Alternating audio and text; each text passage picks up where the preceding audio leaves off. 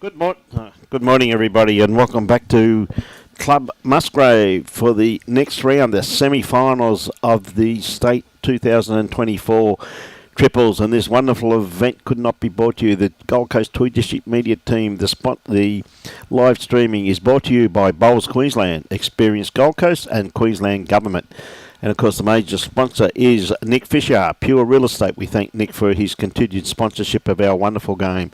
We'd also like to thank Musgrave Hill Bowls Club for the use of their facilities through these events, and also all of the other host venues. We thank them. Also, we'd like to thank the umpires, greenkeepers, bar staff, bistro staff, and all the volunteers who have made this event as good as it is. We say thank you very much for giving up your time. And, of course, Bowls Queensland is proudly sponsored and supported by Mullins More Than Law, Queensland Government, PCIB Insurance Brokers, Asset Sports, J. Carroll Club Promotions, and Bioscapes Group. We thank them for their continuous support of our wonderful game. And in co-commentary, Good morning, Michael. Morning, Brian. Mate, we've got another cracking game here. What about that last one? Gee whiz. Mate, don't get much better than that. The games I've live stream commentated is every single one of them has been incredible. Game. And this one here, again, going to be a cracker. We have got Kepler Wessels, Chris Lievre, and Matty Lucas, and they're up against Ian Law, Gary Pearson, and of course, Ian Law's leading up, and Gary Law is skipping this event. Normally Gary skips, normally Ian skips, plays. Gary normally plays lead. This game he's skipping. He was yesterday, and they've outstanding success to get through to the semi-finals. Now, Kepler using these blue bowls. Everybody knows Kepler Wessels. He was the captain of the Australian cricket team and also played for South Africa. And believe you me, he's taken to lawn bowls and been absolutely outstanding. But wasn't too bad with the gloves either. Mate, he was pretty good, mate. I only made the comment to him the other day. I said, but Kep, I said, your biggest problem... Transition across to our sport. Yeah. It's fantastic to see. And it's a great advertisement for our sport that... You can have that crossover from one sport to another. Well, I think it's something that, you go through some of the elite sports people that we've got now playing our game. There's quite a few there, right down to Bradley Hogg, who played cricket for Australia for years and years and years over in Western Australia. Look at this bowl here from Gary Pearson. That's a great bowl by Pearson. Like a great bowl there from Chris to... Dead draw it. To dead draw it, and then Gary Pearson once again straight through it, you know what I mean? But a good setup there from Ian Law first up, a good correction with his second bowl. Now, a lot of these bowlers, ladies and gentlemen, come off the number 2 green. Absolutely running superbly, but it's going to take him a little while to adjust. And there, once again, look at that bowl from Chris. So. He's done it with 2, mate, 2 out of 2. Of course, and he talks like Robbie too, though. Yeah, this is Chris's home green. Yes. He talks like Robbie too, though, mate. He's one of them New Zealanders. Played for New Zealand in the World Bowls that we had here earlier in the year. Great bloke, Chris, too, mate. Don't worry about that. Been a pleasure to deal with when he's been working for this club, mate. He branched down on his own a little bit now. He left his job after he had here for a few years and wanted a bit of a change, so good on him. Okay, Joshua Beattie, roving reporter. Where you roving today, mate? You're not roving down around here, buddy. So, very telling bowl by Chris. He would have possibly been, I'd say probably 3 down. It wasn't for that bowl there, Michael. Yeah, he's gone forehand close. Backhand close. Closer. And here comes Matty Lucas. He's played a good bowl here as well. On the backhand also too, and that's pretty much jack high, isn't it? So. Yeah, I'd say that's the second shot too. Yep. Pearson's calling for weight. Play weight through there, yep. You can get all 3 there. Yep. The right bowl. Well, pretty much so. You could get all 3 there too, though, mate. Depending on how you hit the split. We're about to find out. Yeah, he's very, very close. He's got it clean. Oh, how unlucky is that? He just got too much of that bowl on the left-hand side first, you know. Day off today. Come on, Josh. Mate, have you seen in Joshua's contract at all where it gives him a day off, Robbie? No, mate. Sorry, Josh. Won't wear that one. It's obviously a sick day, mate, in my opinion. And if I remember correctly, Joshy, you're all out of sick pay, mate. He's in trouble. On you, Joshy. You enjoy yourself, mate. Yeah, that breeze is starting to get up out there early out. Yeah, good call, Noel. It says great to see Kepler opening again in Australia. Good on you, mate. Good call. I like that one, Noel. Okay, Gary looking to dead draw it. I think he could be just a little bit too much run in that. Oh, He's unlucky. He sent that in far enough to count, though, Michael. Didn't see the finger. I don't know whether it was 1 or 2. Yeah, mate, these guys won't tell us, mate. They keep it really quiet. You blokes have to wait till we do the board. Kepler's playing a flat bat. Yeah, certainly. Very straight back, mate.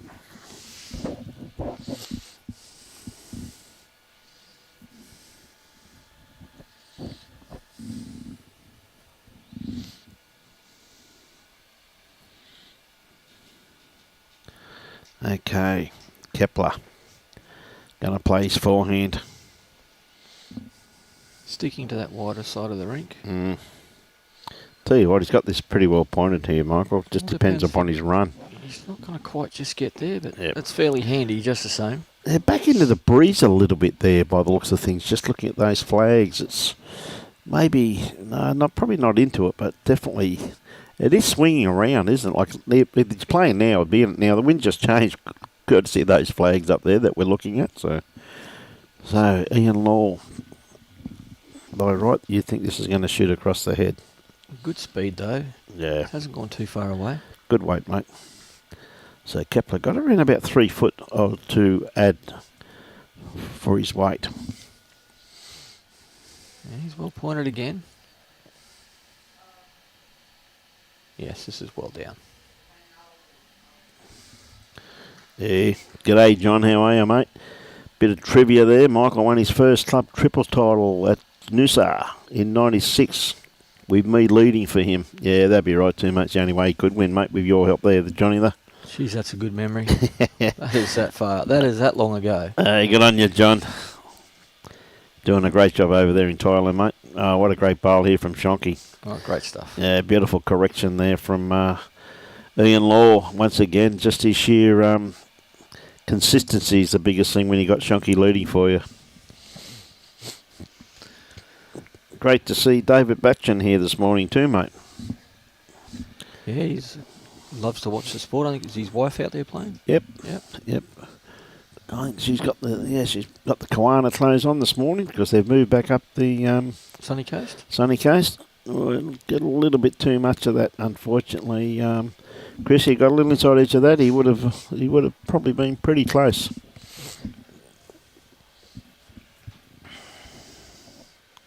Oh, I think that's a bit tight. I don't think PSO's really sent that one, mate.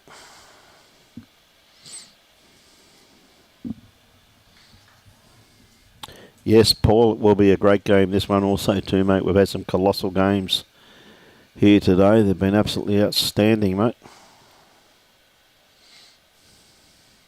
On a fair track here. Yeah, he's very close. Just a little runny. Thought he may have got a little inside edge off that one there, Michael, but not quite. I expect Pearson to make a correction here. Yep. Well, he's certainly got a better grass line. Yeah, well pointed. Oh, nice bowl. Yeah, he's absolute brilliant correction there, mate. I think you might see Matthew being a little bit... he won't be short of this. Christine, there's definitely something out there, and that's why the match committee jumped all over it. They were going to have lunch after this game, but when they saw what's coming, Christine, they jumped all over of let's get the next game underway. Because this is 25 ends, no time limit, the semi-finals, so it's going to be a long afternoon. I'm going to be playing into the late afternoon by the looks of things. So. And it would have been a very early lunch. It would have been a very early lunch, mate, yes. Yeah, Matthew's at this. Gonna need a little luck. Oh, ooh, and it was all that hurt. bad. That hurt. We've got Pearson's bowl coming in there, so Gary can play this with confidence.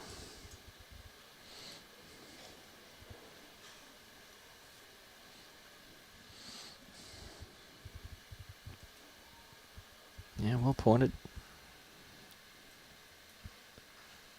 Starting to work his way back.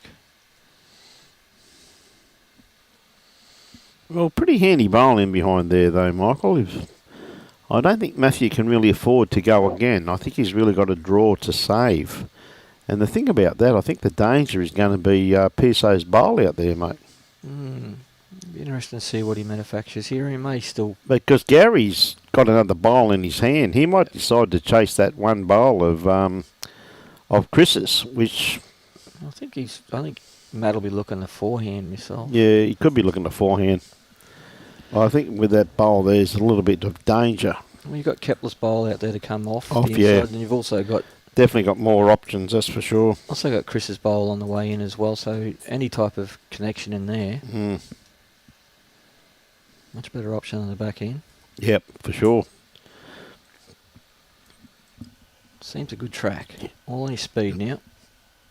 Okay. Just wait after this end. Just hold up for his own bowl. Oh, just missed it, mate. If he played onto that, Michael, he would have had the result. Now, with that, mate, I'm going to leave a guest commentator in your capable hands, and I'm going to duck out and have a bit of lunch, mate. Good on you. That's all right, mate. Then I'll come and relieve you. Fantastic. Got our major sponsor for the pairs. Yes, mate, and the triples. And the triples. What a great bowl here, once again, from Gary. Lovely. Well played. So, ladies and gentlemen, our major sponsor, Mr. Nick Fisher, is going to be on air. So we welcome Nick to the microphone.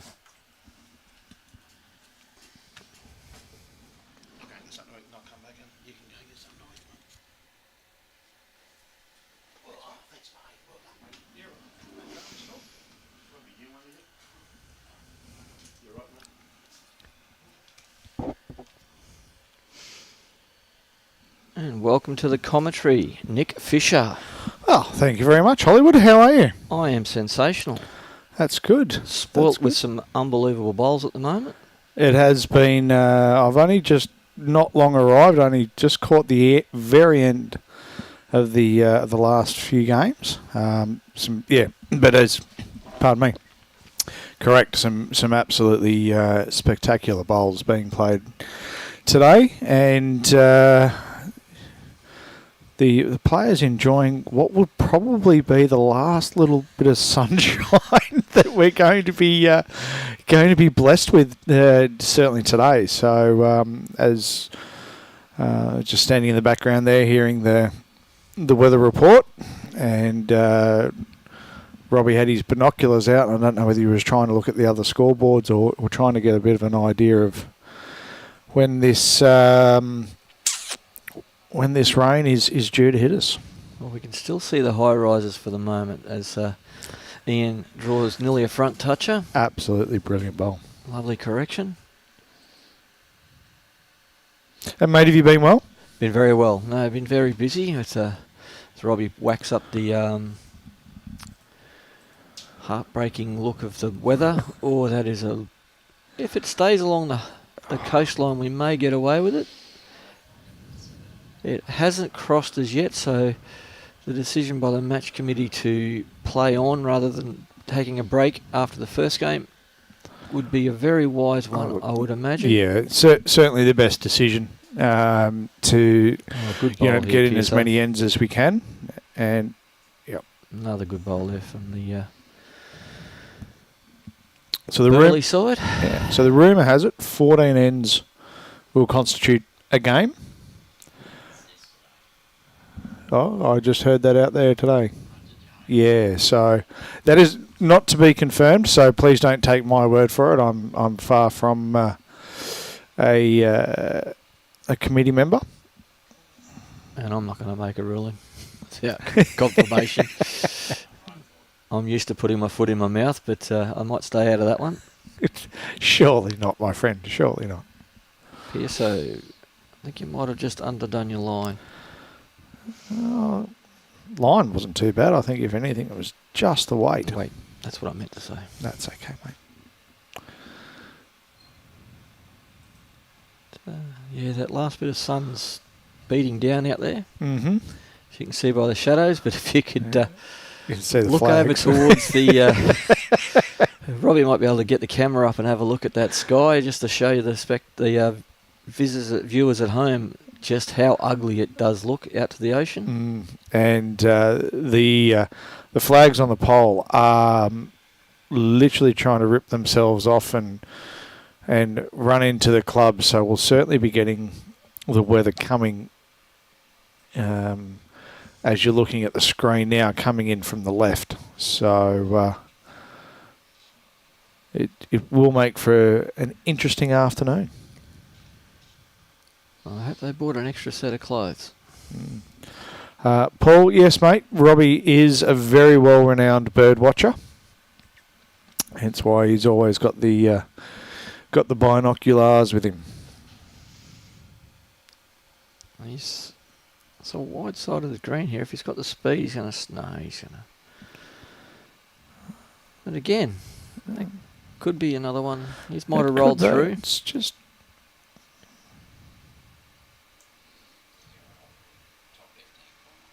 There we go. There you go. Top left-hand corner. That's what we're looking at from the commentary box in our nice, warm and dry position. And I can tell you it's a lot darker than it looks like that on the telly as well. And Matty Lucas is not far away from here getting a result. Yeah. So, you would not read about it. How did that get through there? Well, I know. I'm just going to... Don't state the obvious. Come on.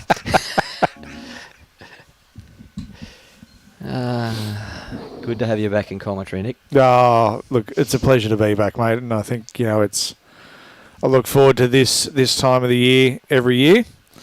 Get down and watch some great bowls, and then I get to hang out with your good self. It has been fun each year. And we certainly do appreciate your sponsorship. Well, thank you very much. And your foresight whilst on the commentary. Like, it's not as though you're a mug to the game. You do play yourself, and you do understand the intricacies of it. Yep. Another one here. So you're going to just go through the same hole? Just peeled one off. It's going to be interesting there. It is. What are we... It's a bit of glare on the screen. So is that Pearson who's looking at the bowls? Yep. Yep. And I think they might have conceded. They have. He's picked that off clean as a whistle. So you'd be thinking probably just the one there, maybe? Yep. I think so.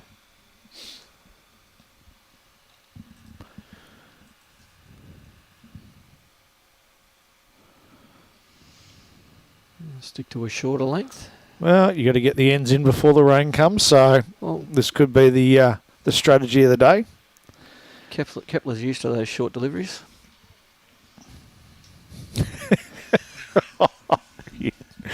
And it begins again, ladies and gentlemen. Apologies, but I'm sure it'll get worse.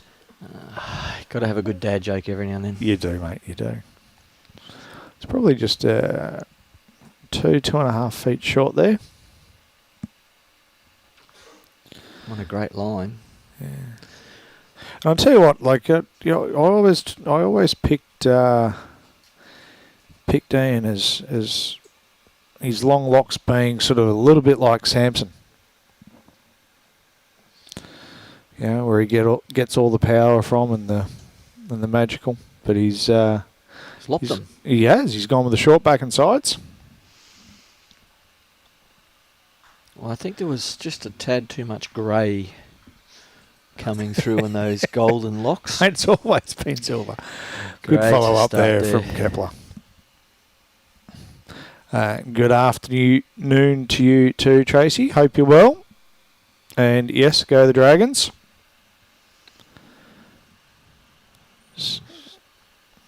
Not going to quite get round. No, I'll tell you what, the weight was there. Oh, that does not look like much fun. But the forehand coming back this way has got quite a lot of swoop on it. Mm-hmm. If anyone's been watching the live stream. Forehand for a right-hander or forehand for a left-hander? Forehand for a right-hander. Okay. Sorry to the left-handers. We'll say the road side of the green. Thank you very much. Well, the left-hand side of the screen as we're looking at it on the TV, because people wouldn't know where the road is, would they? Well, it's not next to the clubhouse. No, true. It's not.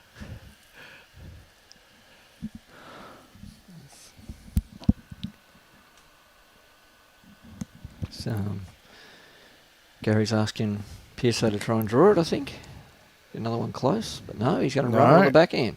He's being told to have a run at it. Tell you what. It's just going to hang out there, but no. Let's change it. Well, if it doesn't go dead, that's going to be much fun. That Keep Robbie on his toes. There you go. So 1.5 foot just inside the edge of the rink there. Chris is deciding to stay on the road side of the green or the left-hand side of the screen. Just for you, Nick. Thanks, mate. Appreciate it. Didn't want to flirt with the clubhouse side of the green, whereas no, Pearson's going to do it. He's going to send one down there. Get a bit of a learn from this. Yeah, good ball. A little bit. Really good ball. Should be shot. I don't know. Going by the line markings, it's much the muchness. I expect the skippers to get closer than that. Well, I mean, that's kind of their job, really, isn't it? Well, that's what we get them there for.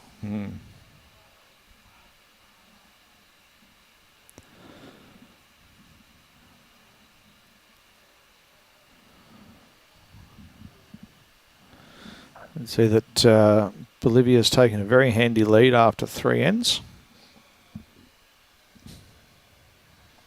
She's playing great bowls. But Liz, if you had been watching the previous live stream, Liz was amazing. Matthew might have just left that one a bit short on line. Yeah. It's going to be right in the eye line too. Yeah. It's kind of feels it's one of those real pain sort of bowls. Gary's going to have to come awfully close to it, which he looks like he's going to do. It's a nice bowl here. Yeah. Well played. Absolutely cracker. Oh, it's still running. That, though, will be shot.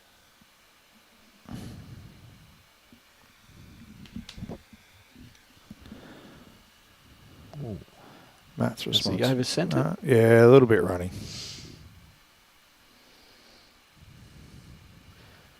Matthew not happy with himself? No.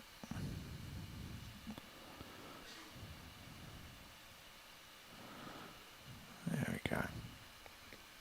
Looking a fair line again here from Gary. They're just going to sit out there, you think? It's got to get in bounds, which it has. Yeah. Great bowl. Whether it's 2 or whether it's 3. And we're not getting any help from the thirds. No, they're not very. I'll wait till the skippers put scores on the scoreboard. We should send Robbie out there with a bit of a big stick, give him a whack around, and say, "Hey, come on, there's only so much we can do." Might need someone out there with paddles. Where's Blocker?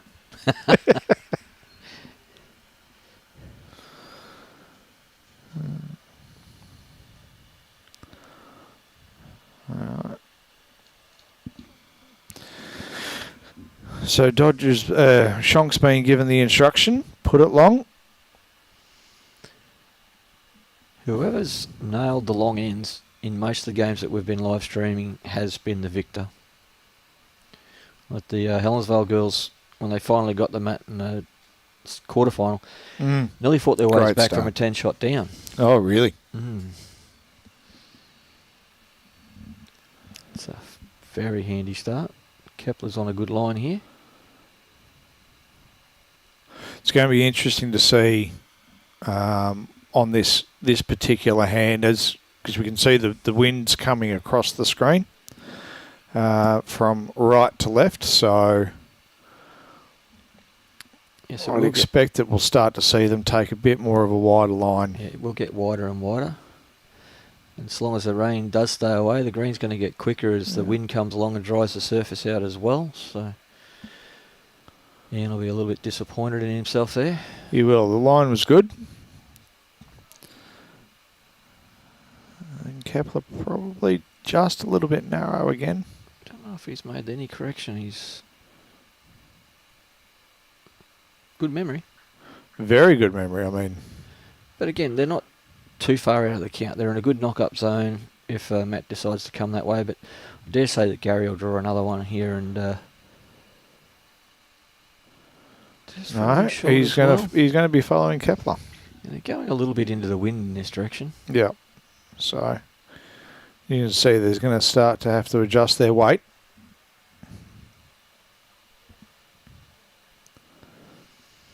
Chris has taken a nice arc. That's a much better line. Much Chris better. does use a wider set of bowls. That's a lovely bowl. Oh, stiff. Oh, Hit it behind a law bowl.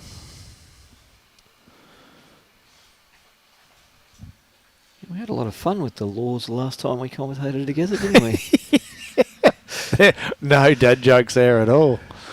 But whoever it was, yeah. And no, just oh, Pearson's played a nice shot here. Oh, he's opened it up a little now again for Chris, so Chris doesn't have to make much of a correction from his last bowl. correct. To steal this 2 shots away from the laws and Pearson. And as you can see, to everyone that's following along, you can see everyone's getting onto the mat and getting off as quickly as they possibly can. That's not the ideal position, but I don't it has think opened up a line. Yeah, I don't think it'll affect Matt's thoughts too much. It'll actually afford him to play a little bit more weight now because there's more to come off. Yep. Yep. Good morning to you, Joshua Beattie, our roving reporter over the last 4 days. He's been giving us rink updates. Now he's up at Geebung watching the Windsor over 60s. There's a few over 60s games on today. There's a few over 60s playing your game.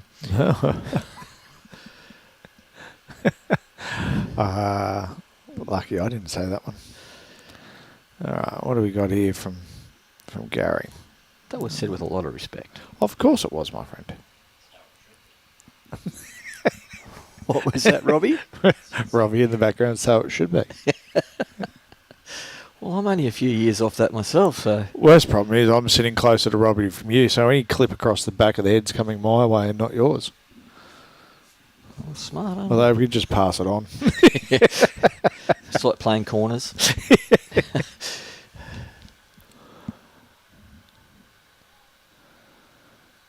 I'm just wondering whether it might be worth Gary's thinking to maybe go the forehand and get to that black bowl, but he's going the backhand, he's I going to think. try and change his head up a little bit.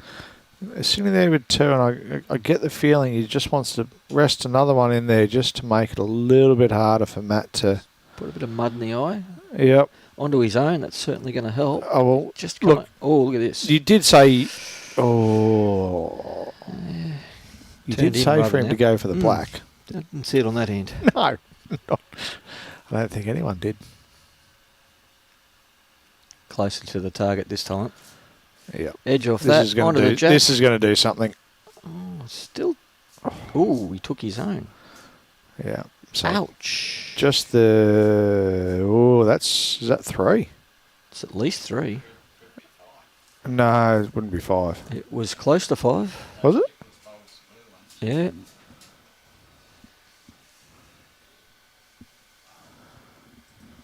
No, it's only 3.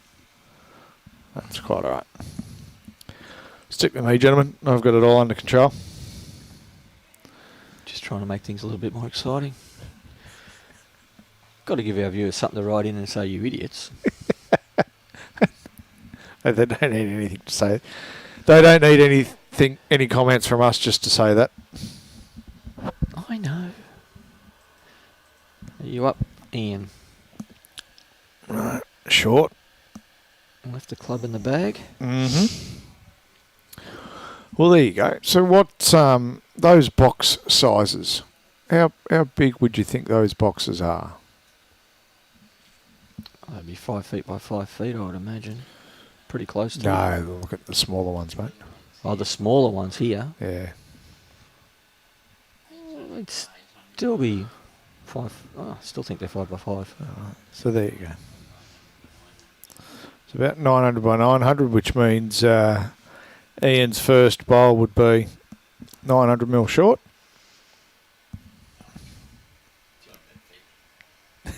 2 and a bit feet, sorry.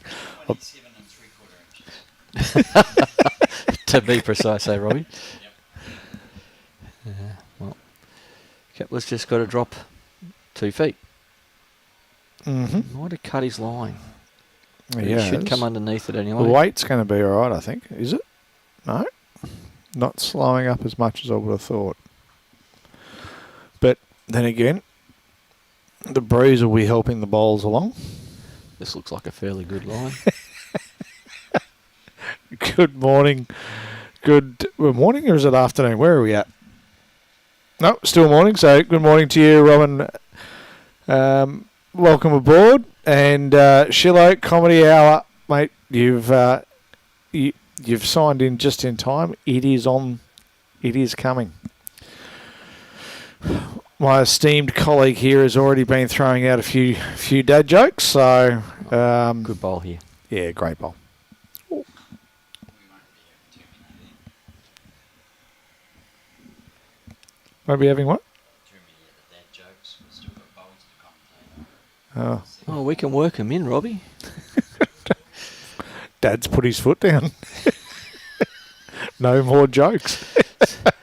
Only Robbie's allowed to tell him. It's in a series of events. So if Chris can correct on his last, not that he needs to, he's played a good one there. He's found the line again. Mm-hmm. They really do work home well from about there. Yeah, well played. Yeah. Nice little back toucher. Mm-hmm. Pressure's now on Gary.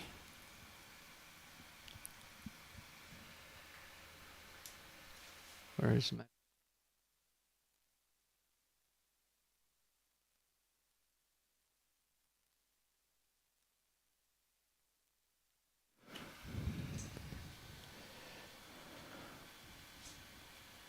As Gary steps on the mat, his side's had the upper hand in the last few ends.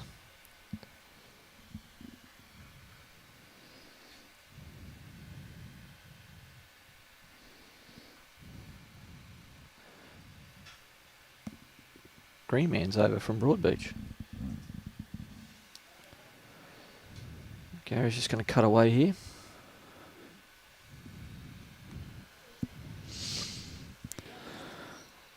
So looking to be holding the 4, I think maybe. Only 2. What about 3? 2.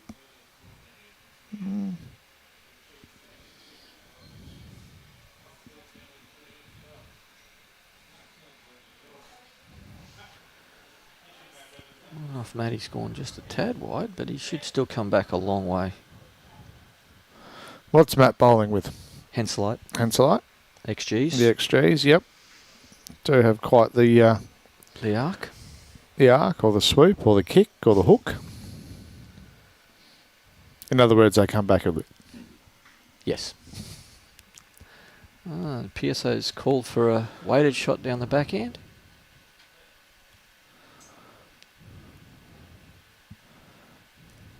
There's their bowls coming up. If he does get a bit wide.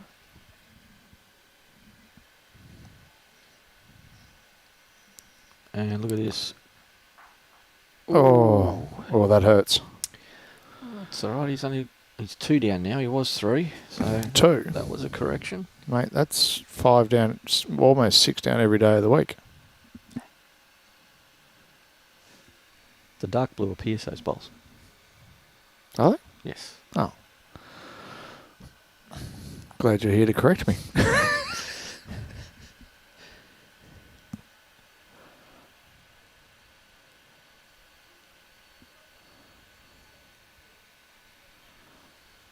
Just the 2.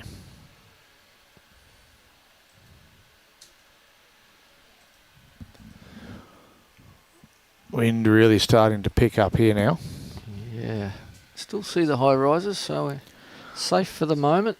Although it's interesting enough, the two flags on the far side of the green in the corners are sitting extremely still.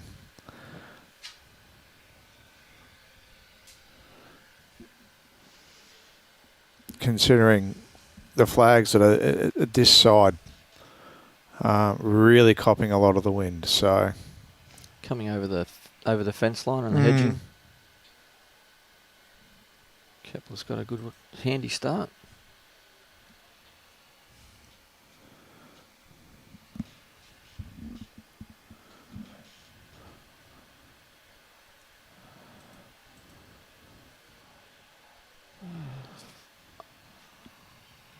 There we go.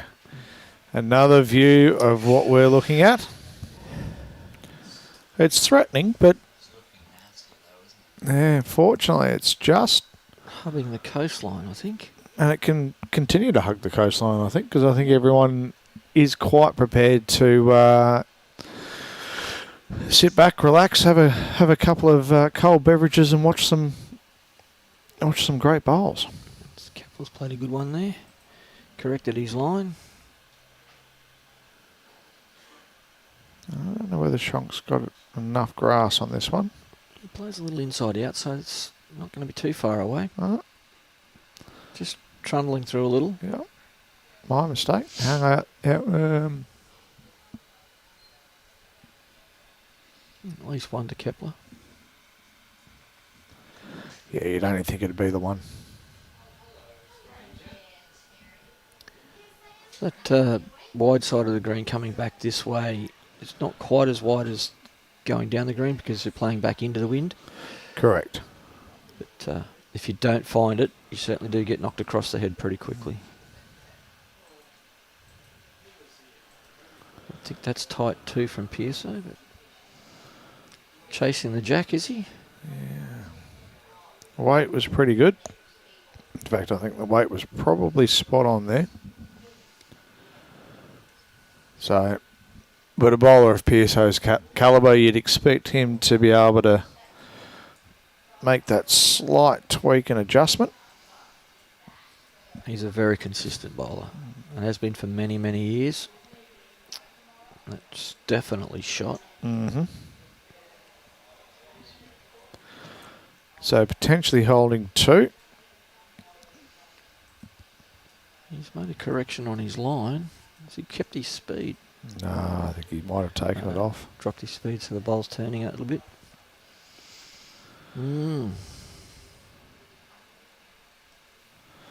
So they've got a handy lead though. They've got 6 shots. Really wouldn't want to obviously drop any more on this end, but cut that back. Even worst case scenario, cut it back to 1. But there's a lot to sit on there, so there is always the advantage. I think Matty's got the advantage of his holding shot, so that certainly helps. There's always the advantage that when you do have the last one, you can generally... This, I think, is very close. Yeah. Right in the eye line. Pulled up a little short. I think that'll probably take the weighted shot out of the equation.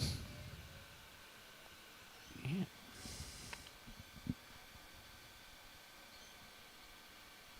And so you're down here for the next 10 days? No, I've got some club visits to do as well throughout the next week, so I've trying to make the most of it while I can. Get around to see as many clubs and districts and officials as I can. Do a little live streaming along the way. Talk about our relationship with Club Map, with Bowls Australia, trying to get all our clubs to take the advantage of doing the free club health check and then having the CSMs come out and discuss priorities that the club should be looking at through those health checks. They're a self-audit type of situation. Over about 12 categories, and they rate themselves from 1 to 10. Yep. And does that include the temperature of the beer lines? Well, it does talk about facilities, so you could put that as part of it, I suppose. But I wouldn't rate that as a priority as you take another slug. Good on you. Oh, that's a good bowl too. Mm. Yep. It's pretty ugly head here for Gary. It is. I mean, that one bowl there of PSOs to the left, and then you've got Shonks.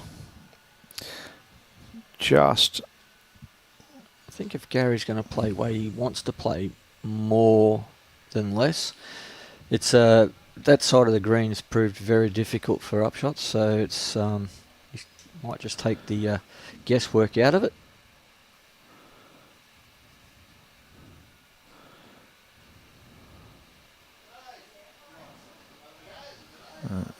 looks like it's just going to...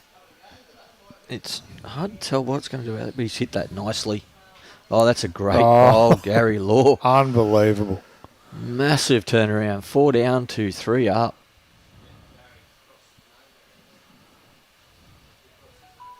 I think. Yep, that'll be definitely going to be 3. Wow. Wish I could bowl like that. Oh, give me 100, I'll get close. Bowls, that is. I knew that was what you meant. And straight back to the longer length. So right on the tee now. It's been a great start from the Burley Heads boys. It has. It has, and it's neck and neck on the rink next door with Kane and Dale.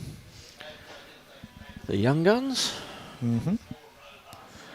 And Liz Bolton starting to peg that lead back on Bolivia.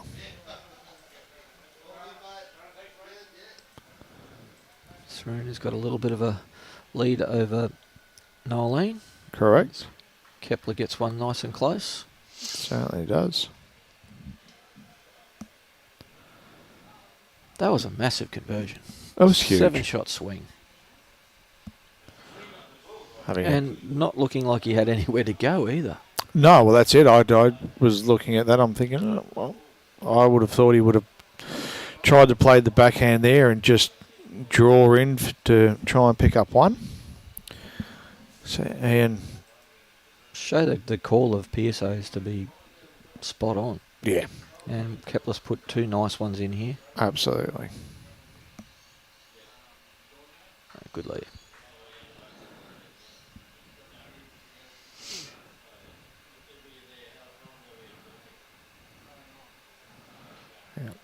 PSO on the backhand.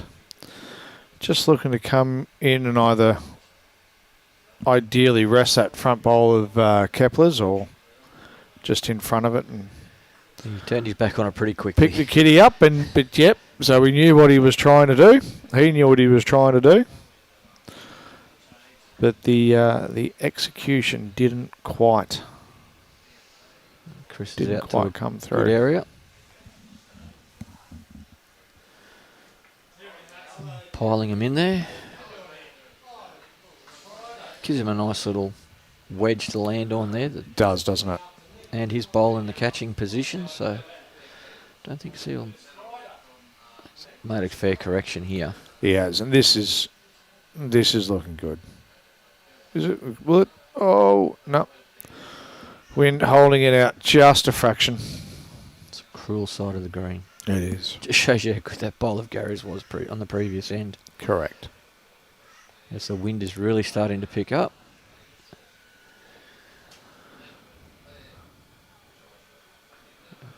Chris has got that out in good country. Ideally like to just lob in behind the jack. Something like this. Bit like that, you reckon? Pretty handy. So what do you think we're going to see from Gary? We think we're going to see the backhand? I don't think he'll be short on the back end. But then again, he can't afford to be going at it too hard because he's only got the one bowl in the head. He's confidently 4 down there. He's going to have to play he'll want to play with at least a foot, 2 foot of weight to give himself another bowl in the head if he does miss. But give himself the opportunity of dragging that jack for 2 or sitting the bowls. So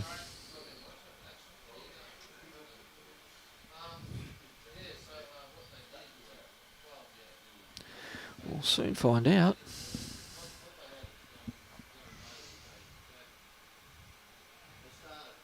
Yep, standing on the back end. Mm-hmm.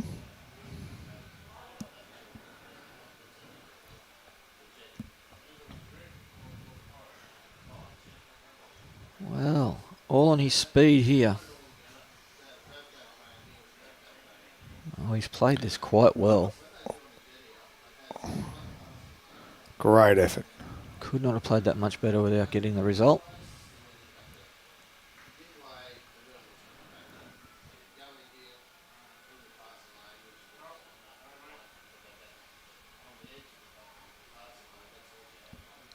And are you playing yourself over the next few days? No, not this year.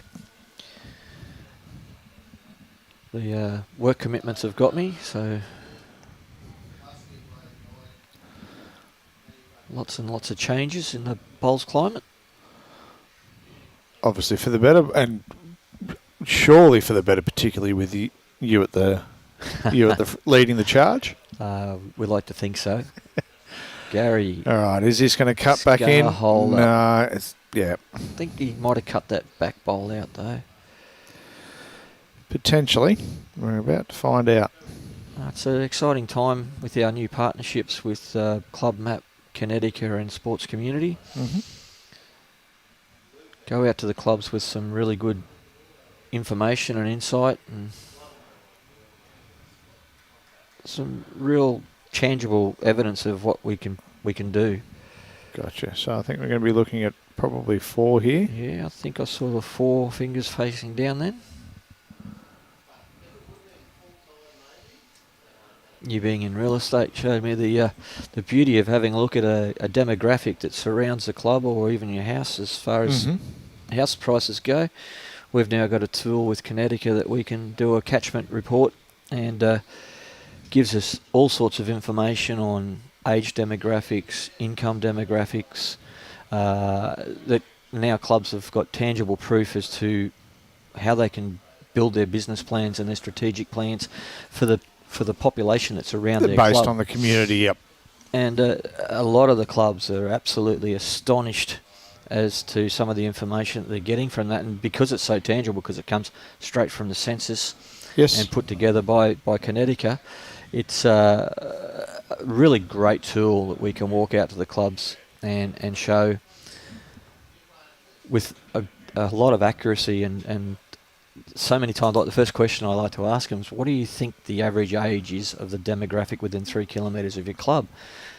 And because so many of our board of managements and committees are of the more senior age, they normally just move within the senior circles, so they're normally out by a good 10 or 15 years when they're guessing. So the average age of the community now is under the age of 40. Yeah, wow. So it's around the 38 years of age, and not too many clubs even come close to guessing that. So it's a big shock to them, but at the same time, it gives them an idea of what they can do with their even their barefoot. I was at a club just last week, and they said, that makes a bit more sense. We won't be playing the music we played last week. We might jazz that up a little bit. Yep. Yeah, gotcha. Just simple things like that. And not only that, there's a lot of different nationalities in a lot of areas, and there's a big pockets of one nationality more than others, so they can look to how they're catering on a Friday night or a Saturday night when it comes to running menus and stuff like that.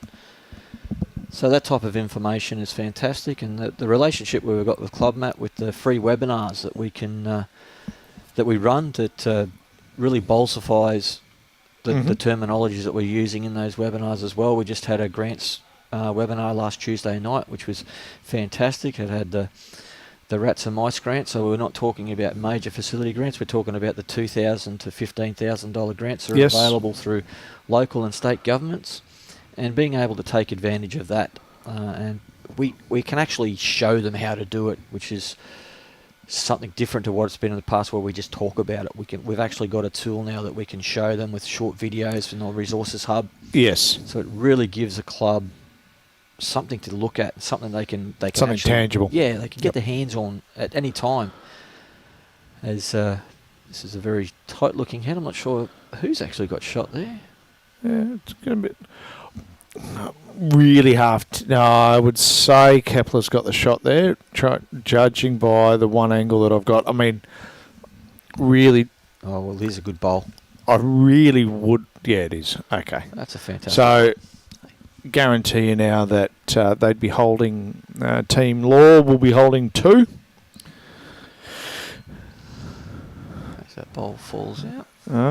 Holding 1. But you would think that Team Law now are really starting to look to put the cuffs on the game. Well, that previous end really would have hurt them.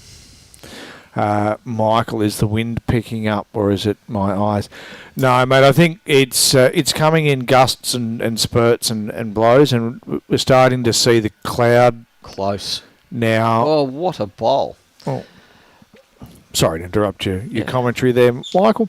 But back to you, Michael Judd. We're starting to see the clouds now. As we look out, it's all one. It's all sort of one colour. And I have seen a couple of the players bring their bags in undercover.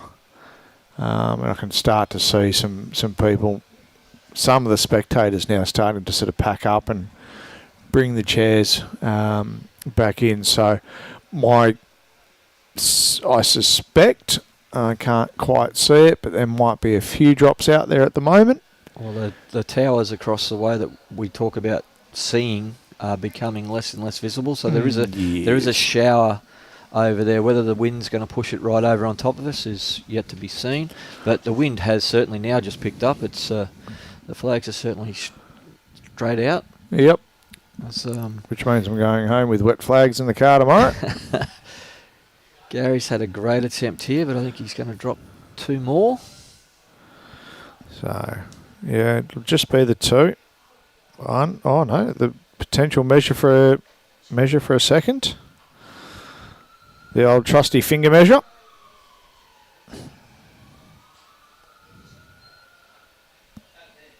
And will we see a tape? Yes, we will.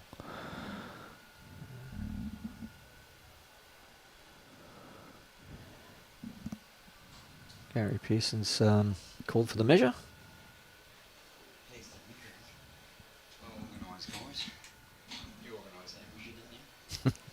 Organised what, sorry? Yeah, The measure, yeah, absolutely. We had all of that sorted out for you. Still missed what happened there. Did you see that, Michael? They're not forthcoming as the rain starts to fall. No. I can see the spits coming across the green, gentlemen. Mate, you might just need to clean your glasses there a bit, I think. I can see it. Oh, can you? I can see it. Oh. There it is. And I can see it coming over the trees. So it's not far away.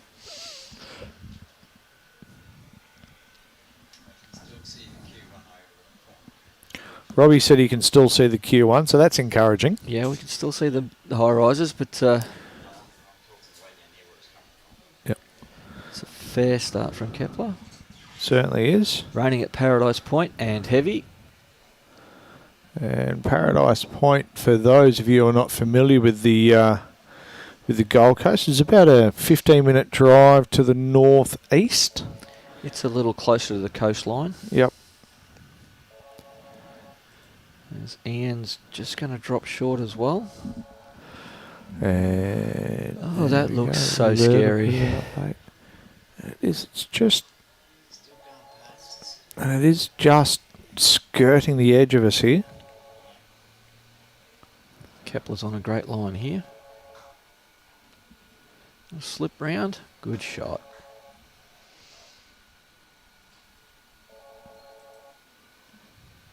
And the score they've got on the board, Robbie, is 9-12 on 9.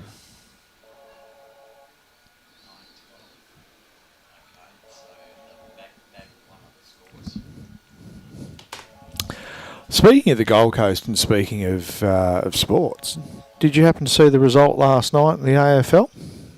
No. No, the Gold Coast Suns kicked their highest ever score, 164 points, and gave Geelong a bit of a touch-up. Well, I'm pretty sure I didn't pick that one. No, I don't think anyone did. So that was, as Robbie's pointed out, up at TIO Stadium in Darwin. Oh, Chris So- Lievre. Yeah, great bowl. So the Gold Coast really turning it on for sports this weekend. Oh, it is the sports capital. I don't care what Melbourne says. Pearson on the back end. Don't know if it's going to get down. No, Gave it a good roll. it is, but that hand there, I don't know, we've kind of harped on it a little bit, but that the wind is coming across the screen. So you're either going to have to be extremely spot on it and just hope that that gust doesn't quite come at the time you don't want it to. As Chris just repeats the dose. Yep. Ooh. And I don't know if it's changed got the shot the two too much. there. He's going to... You want to be missing narrow rather than wide, I think. You do. So he's been called forward with a bit of weight. It's going to hang out there again, I think. Oh, no. No. That is such a hard hand to read. Well, it turned to Jack White. God.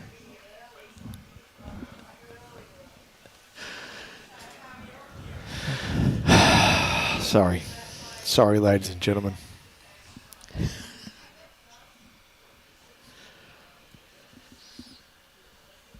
Yeah, just trying to discuss or decide where he wants to put a cover bowl.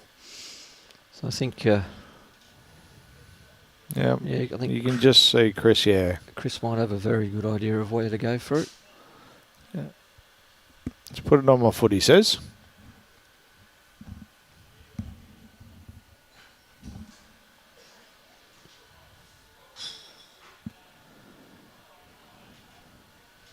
And it's well played.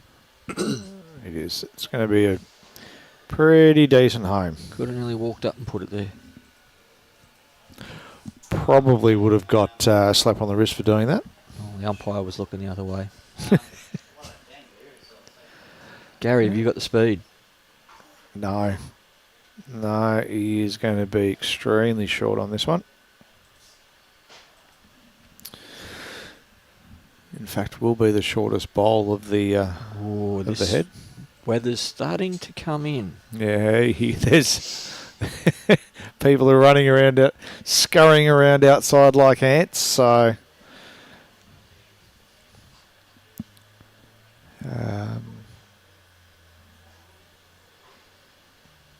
Looks like he might come a little further back. yeah, so he's got to put some pretty decent. Yeah, it's going to be a good bowl. So end up about 10 inches off the centre line. Well, Gary, It's going to hold. Now it's got to turn. it'll come late, but not late enough. Oh, heartbreaking. So just the two. Titans is right up to a one-shot game now. Yes. You're saying that on the internet, on the thing out at the moment? It's one of your books? He is. You're saying something about going around clubs. I don't know, someone heard you. Oh, that, Yeah, is it? yeah, that'll be fair. Yeah, just when you finish, if you give them a ring. Thanks, No guys. worries.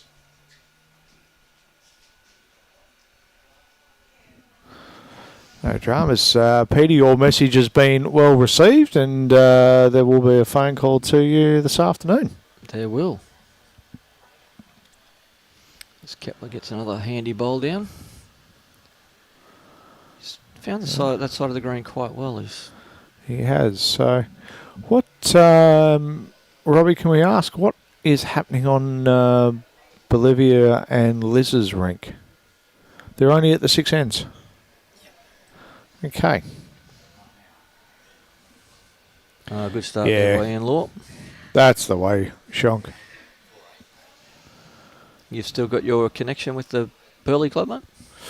Mate, Yes, yeah. I don't get down here as much as I would like. In fact, I haven't been down in quite a while. I've had quite a bit going on. So, yeah, be planning on getting down and catching up with all the gentlemen and ladies down there very soon and saying g'day.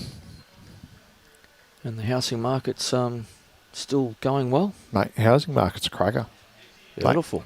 Absolutely bunter at the moment. So, if you're a seller, it's definitely a seller's market, and that's not just me saying that to the sellers or say to the buyers, oh, if you're a buyer, it's a buyer's market. No, there's a good bowl here. That's a great effort. Yeah.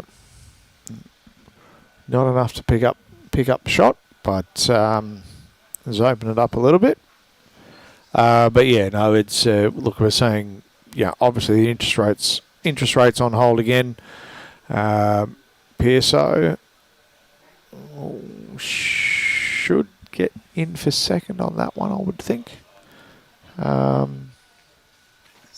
But yeah, no, it's if you are thinking of doing it, you've got plans on what you want to do, now's the time to do it.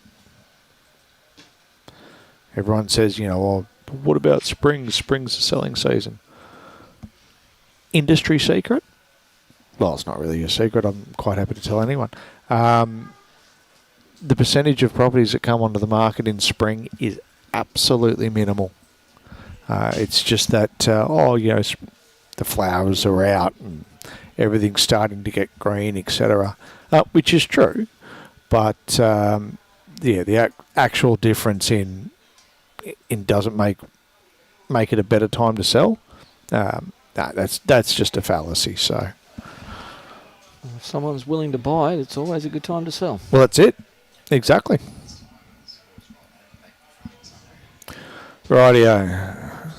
So Robbie's woken up from his nap and adjusted the scores for us. We've got Team Millerick leading 11-7 after 10. Team Matthews leading 8-5 after 9. We are then also looking at a one-shot lead to Team Nelson over Team McQuinney Shillington after 9 ends. And of course, on the televised rink here, we have Team Law leading only by one shot after 10 ends, after jumping out to, what do they have, a 6-shot lead? Had a good lead. So, very close games all the way around. And look at that. If you look at... Gary, you've played this pretty well. He has. So probably holding just the one there. But it'll be not much in it, I would think. Oh, well, this will allow Matty to play up a little bit to his own bowl or just underneath. He's on that wide side of the green. Might have just overplayed it a little. Way back in. Line was good. Actually, you wouldn't be too disappointed with that, really, would you? You won't be giving too much away when you're playing bowls like that. No.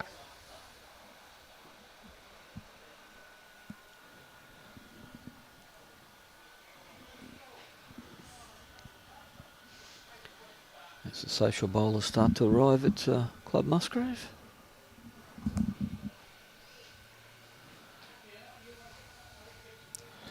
Just going to come across the top of the head here. Not make any change. Take the one. And taking the one. Extending their lead. Doubling their lead. So 11 ends down. 13-11 to Team Law. So I think quite...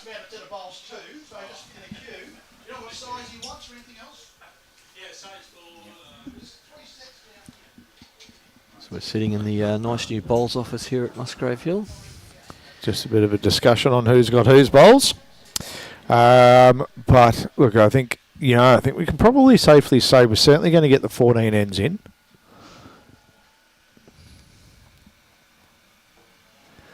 Well, Mr. Vidler, if you were here, we'd have the Larry Moe and Curly. What can I say? It's just got away on Ian there. It has. So The rain still hasn't worked out what it wants to do. no, Stay out over the ocean's a good idea. Kepler's got it on a string at the moment. he does. He's found that side of the green and he's working really well with it.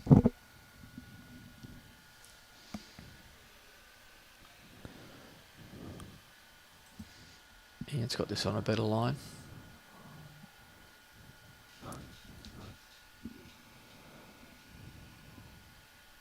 Yeah, well played. Yeah, good correction. Foot short, but it's shot.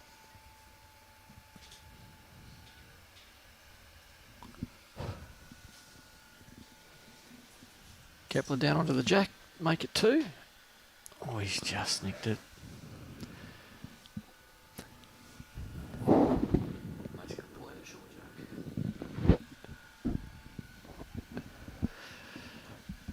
PSO's So- on a good line. As Mr. Allen has now left the commentary box, ladies and gentlemen, let the jokes begin. The oars have never been called short.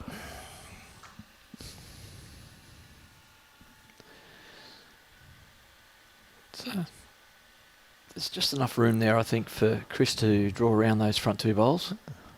And he's on a very good line to do so. Just not got to send him.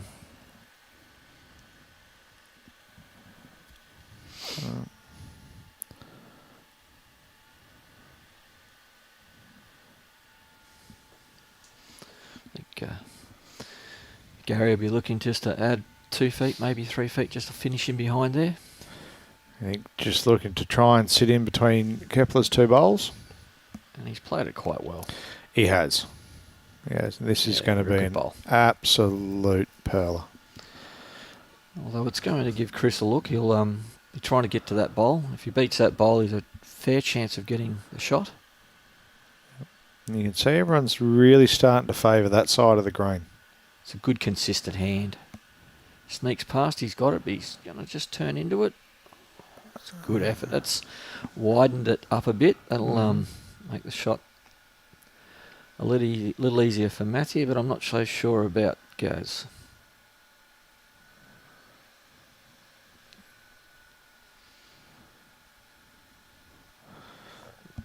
So Gary's sort of indicating there. Just get onto Bro's bowl and turn it up, or I'll just sneak in behind.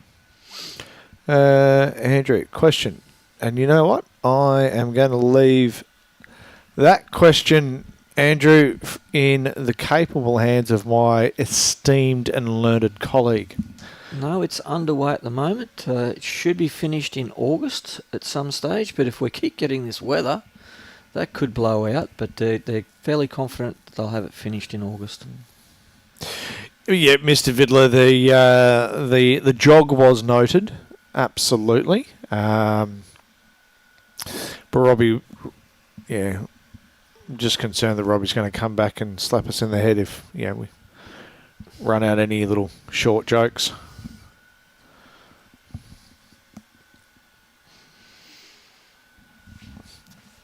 Well, our jokes are short. So Matthew's got plenty to play up onto here. Actually heard a cracker this morning, but I can't repeat it. PG show. That one's for lunch, mate. That one's for lunch. We've got a PG show. Turns that over one roll. That's going to be... Oh, that's going to be very close. Yeah, where is our cameraman? Oh, I don't know. The binoculars are out of reach. Having a look here, I think Gary put his finger down. Yeah, I'm going to suggest that they're going to be down by probably... it'll only be a short distance, Mr. Vidler, about an inch.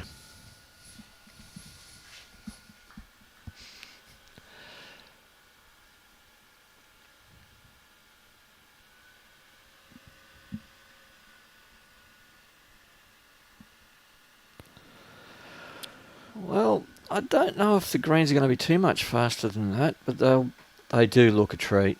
And considering the amount of foot traffic they've had on them already, with the State District sides being the 4 days previous to the mixed pairs and now the triples, this is very well pointed. He is coming very in close hot. to taking it out. Oh. Great shot. Great bowl.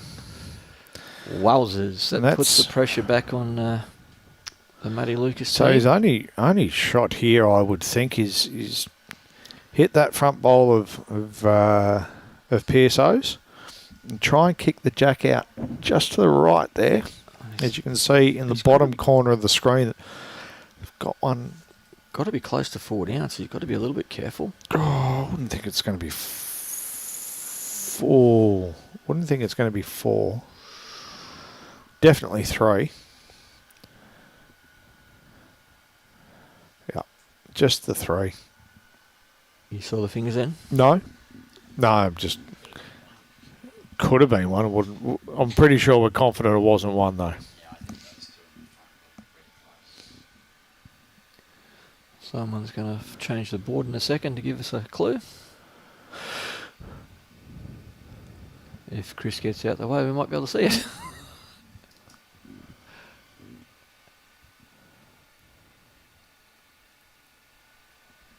He's found the right line. He has. How's He's the weight? He's saying turn, he's just a bit quick. Thanks, Walshy. And Ray, mate, the greens are in absolutely fantastic condition. Considering there was quite a bit of moisture yesterday, And again this morning. and again this morning was there. Right. Missed that one on my 2-hour drive down from Brisbane. It's raining when I got here just after 6.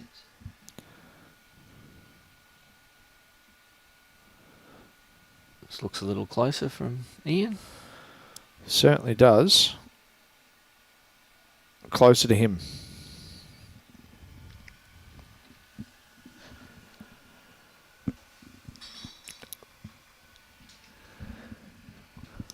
Are you suggesting he's come up short, mate?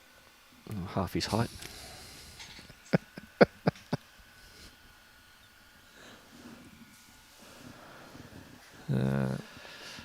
Kepler just... Bit of a loose end here from the leads. it is. Not what we've been used to. Pearson says, don't worry about it, boys. I'll get it. Does he?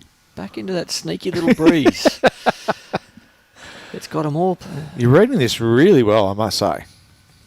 Oh, well, I'm just trying to speak it up. Talk him up.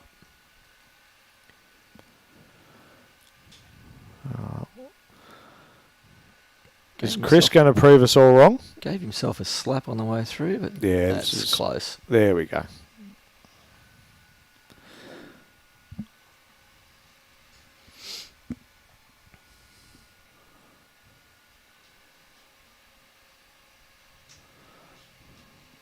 Big chance of sitting the bowl or trailing the jack. Yep. Oh, big movement.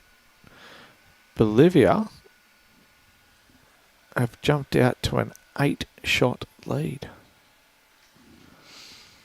Remembering there's no time limit on this. No, there's not. Well, depending on the weather. Shh. Can't see a Q1 anymore. Robbie has just advised that the Q1, it's either fallen over or it's now covered by clouds. Oh. Chris, what have you done? Oh, you needed a little more. It's a great effort. Mm-hmm.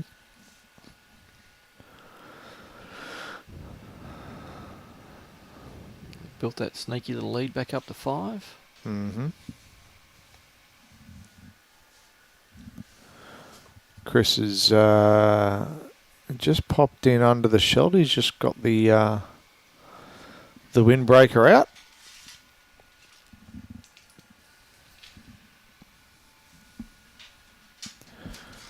So there might just be a couple of little spits of rain.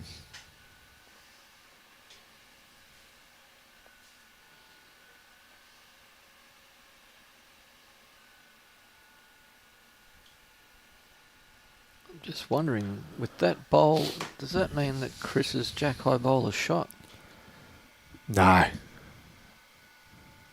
Oh. That is close. Well, Gary played a tightish line with weight, so to try and promote his front bowl. Yeah. Well, There's a lot more room there than we thought. Is he going to do it again?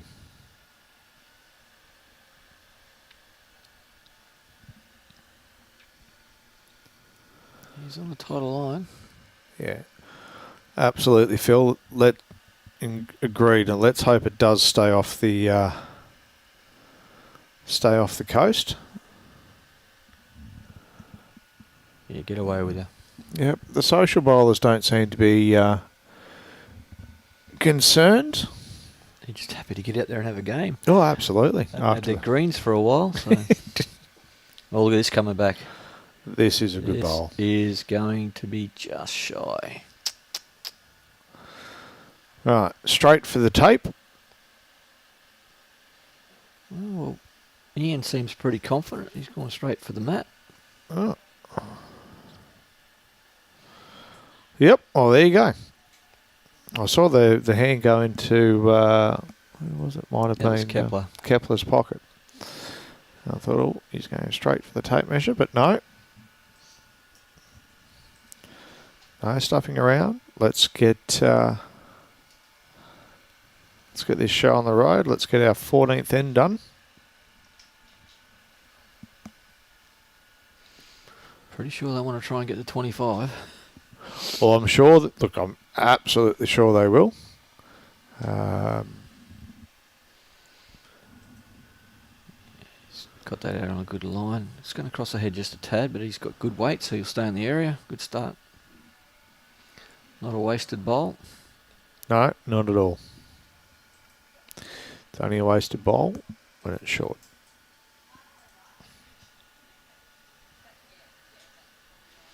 Yeah, Kepler's on a good line.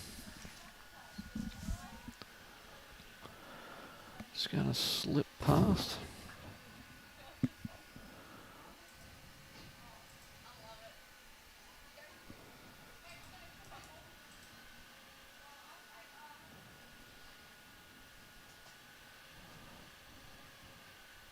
Yeah, if he's got the same weight, he's going to be awfully close again.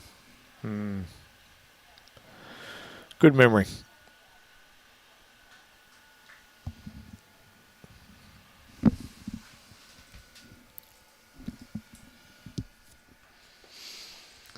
Oh, Kepler's tightened his line here.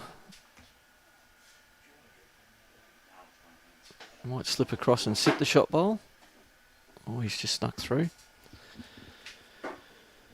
As Nick's left the commentary for the moment. He's on a comfort break.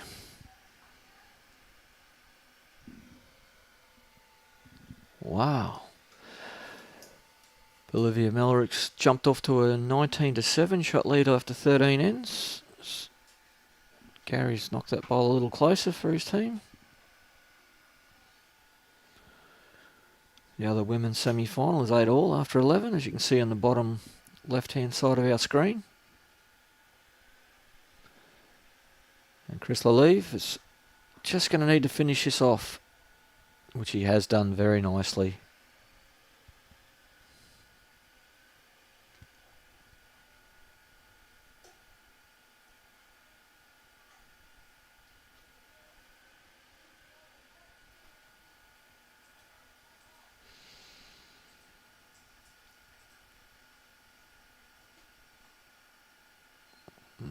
This is interesting. A bit tight, I think. It's going to just run away.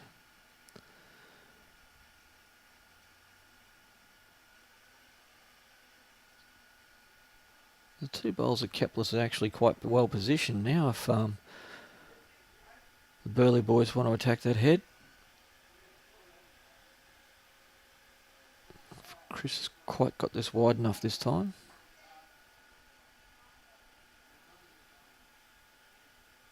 Ooh.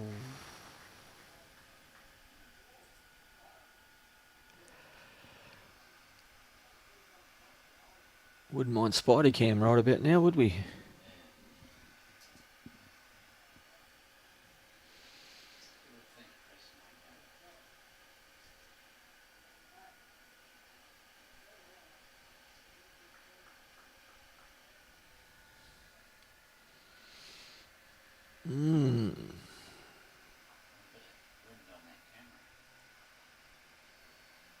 There is a bit of wind on that camera.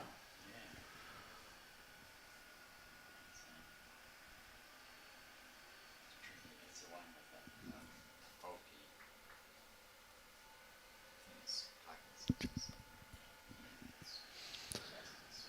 Gyro's not so good on that camera. It's taking 1 or 2 too many knocks. Gary's looking to turn his bowl up onto the jack. Might have just got this too solid. Yeah, just too much in the middle.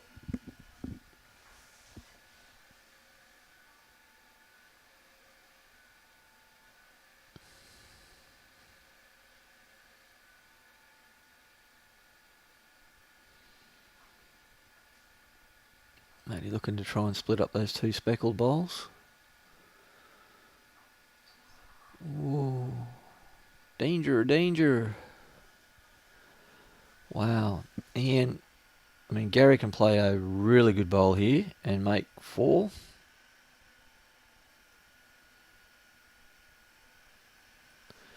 Plays that backhand with the right weight. Can pop onto the indigenous bowl of Chris's and the touch of the jack as well. Push it straight into the middle of his bowls. It,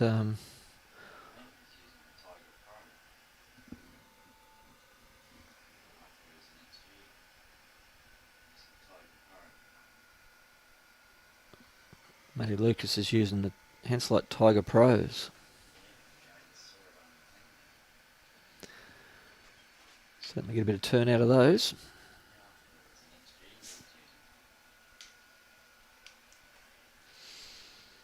Can play this on either hand really, but I think he's just played one down the backhand. He'll try it again. No, he's going out to the forehand. So what are we determined? It's close. It's close. And so is this. This is close.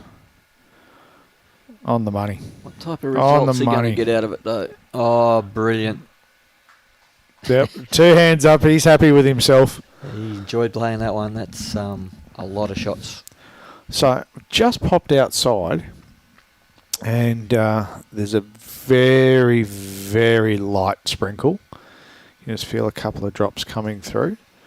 Had a look down the side of the club. It doesn't look like there's anything overly ominous heading towards us, so hopefully it'll just be... Well, this is a massive bowl. Oh, is he mistight?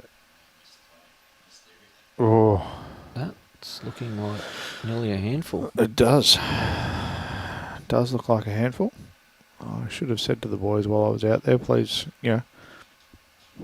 Yep. They're waving. they're not saying hello. They're saying goodbye. That's a huge pickup. What a great bowl by Gary. He goes all right, really, doesn't he? He does.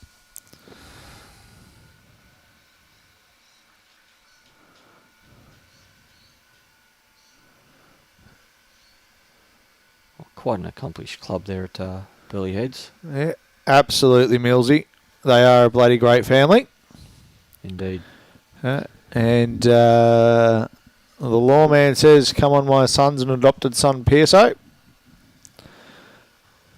Mate, always here to entertain, lawman. Thanks for jumping on and saying good day.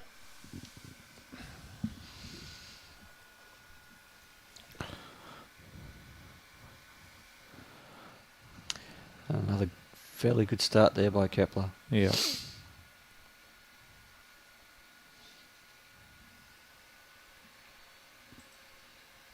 That's two major conversion shots Gary's played in this game that is converted.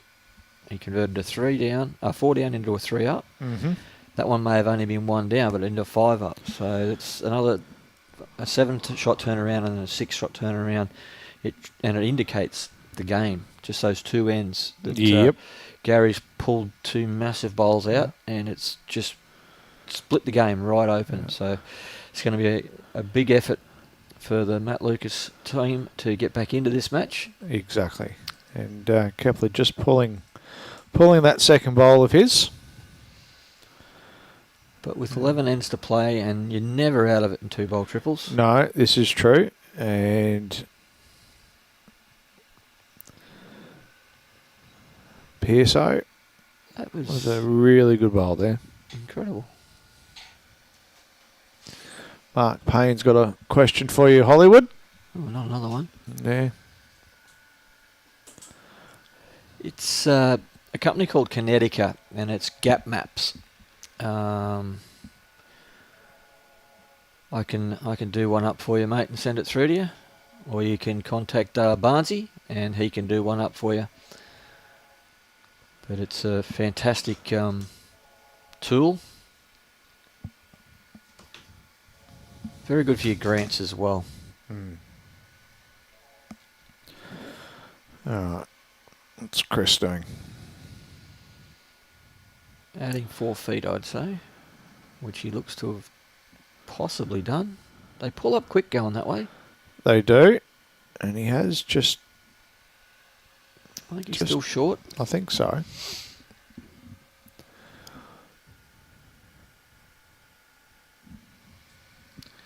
Gary gets congratulated by his boys on the crossover. Thanks for carrying us, I think was the word. Was if I could read lips. They haven't, I mean, you've got to have balls around the head to make those conversion shots. Yeah, count, true. So. I know, I was just...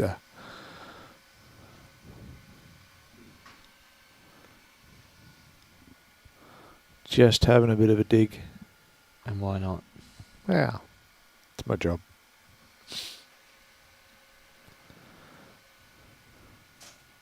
Got this on a fairly good line again. He's trying to just turn Just away. A little bit short, so I think obviously the plan there is just to look to roll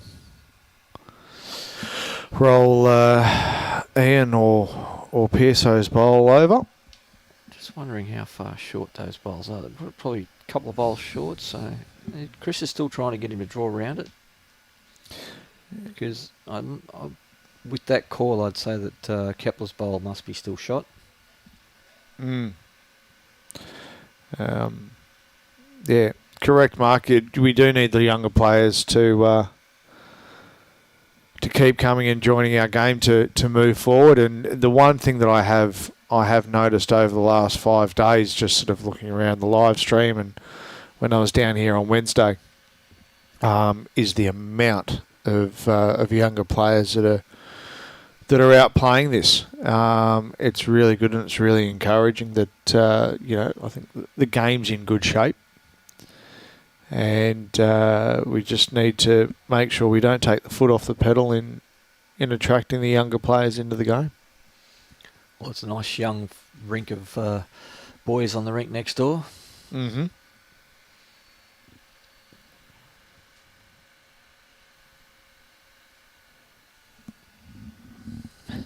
Mate, he's not too interested in this one. Nope. Yes, yep. He comes up the green to have a chat with his boys to decide what they're going to try and do to get themselves out of this hole. So there you go. Just the one.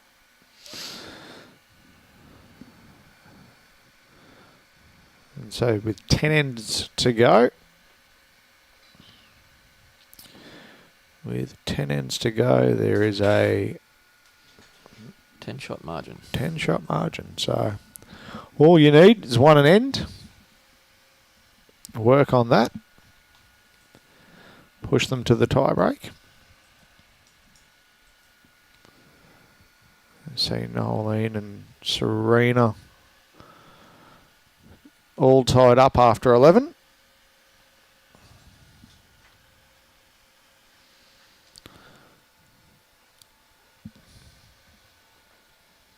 Bolivia's got a commanding lead. Yep, that's going to be a tricky one to peg back, I think. But again, 2 bowl triples. 2 bowl triples. The only thing is you wouldn't want Junior on your team when you're down. He's learned how to turn a 3 up into a 6 down. That's a talent. really good effort. That is talent. And Mr. Vidler there having a small dig at the of Shillo. I don't think Shillo's on the rink. No, I think Shillo was there watching. Just firing some shots across the bow. Kepler gets a good start.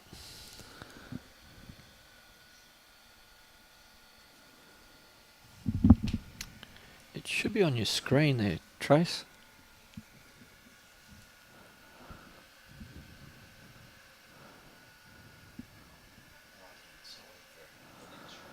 Yeah. So Trace, the team Nelson is playing Team McQuinney Shillington. And Dale is up 9-8 after 14 ends. And then with the women's, Bolivia is leading by 14 shots over Liz after 14. And Nolene has just picked up a 5 on that last end, taking herself up from 13 to 8. But, okay, fine, Tracy, we'll just ignore you now. As requested. No, Barbara, there's no disrespect there to the elder generation of our sport. We certainly do believe that you are the backbone, but we do need to be looking at the future. The sport is definitely changing. And the work that you have done in the past to keep our sport where it is certainly not forgotten. It's yeah, exactly. I mean, it's certainly appreciated.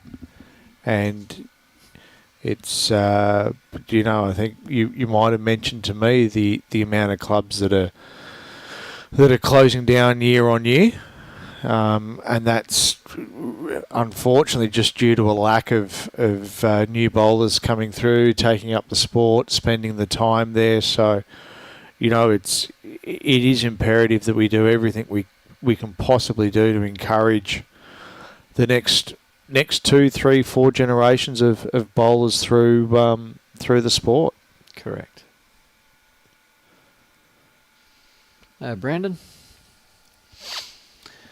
Now, the one thing about our sport is those clubs, the dramatic amount of clubs that have closed over the last decade or so, that is slowing.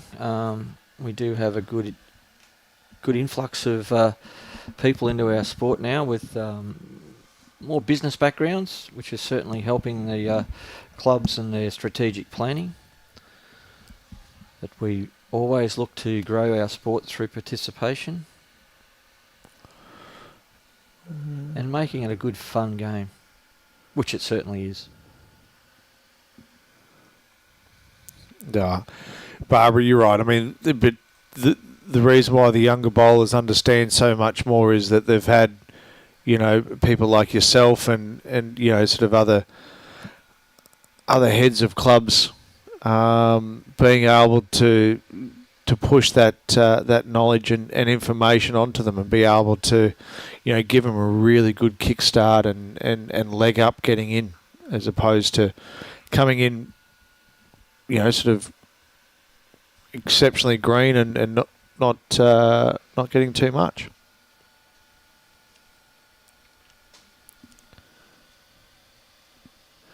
And afternoon to you, Brandon. Hope you're well, mate.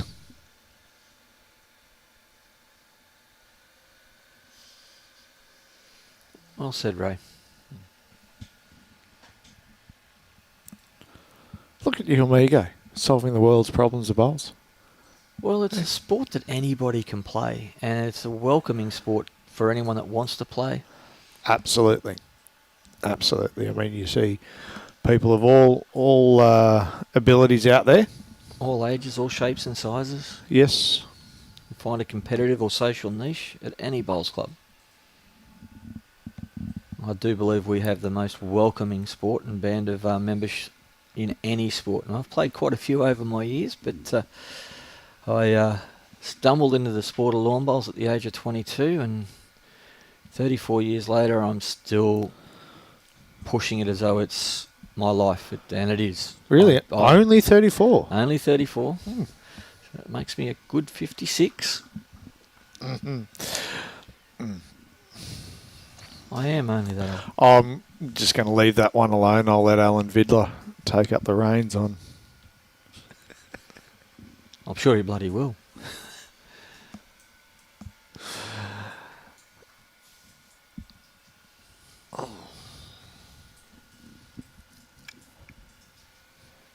So Gary's trying to get another one in here.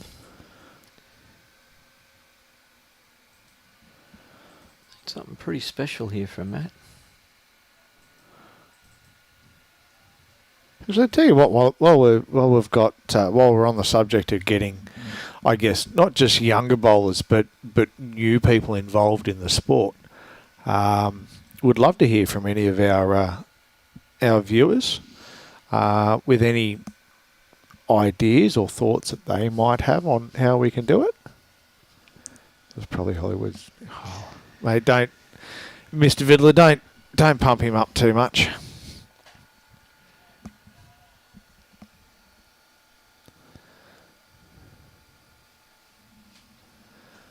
I don't know, absolutely, Millsy. I mean, I'd love to see this sport showcased at the Olympics, and I think it would be very remiss of us not to do it. But correct me if I'm wrong, Hollywood. Doesn't there need to be a certain amount of countries worldwide that actually play the sport for it to be then classified as an Olympic game? In the traditional way of making it through to the games, yes. But I think being the host nation, we can have our exhibition sports. Yes. And that's what we're looking at. Hopefully the Olympic Committee will accept bowls as a one of those sports and play for one of those medals. There's a fair chance that our athletes with disabilities have got a really good chance of fitting into the criteria. Well, absolutely. And again, it's one of those sports that, like I said, it doesn't matter what ability or disability that you have. There's a way that you can get out there and compete and have a pathway through to a national team. Mm. And as well as being number one nation in the world with our able-bodied athletes, our athletes with disabilities are also number one in the world. Yes. And very proud of that title and work very, very hard. They work so hard, our athletes, at reaching the pinnacle of our sport. And the other beauty of our sport is the fact that those champions are so accessible. Yep. And no better way to see it than the Australian Open, when everybody is out there. You could come up against a Kelsey Cottrell or an Aaron Sheriff in your section play, and there's no other sport that does that. No, exactly. No other sport. We all start on the same level. We all use the same equipment. We're playing over the same length on the same surfaces. Mm-hmm. It's just an amazing sport that we play. It is. It is. We got a very good start there from Shonk. Looks to be right on the money again with his second. Yeah, they're just driving that nail in now.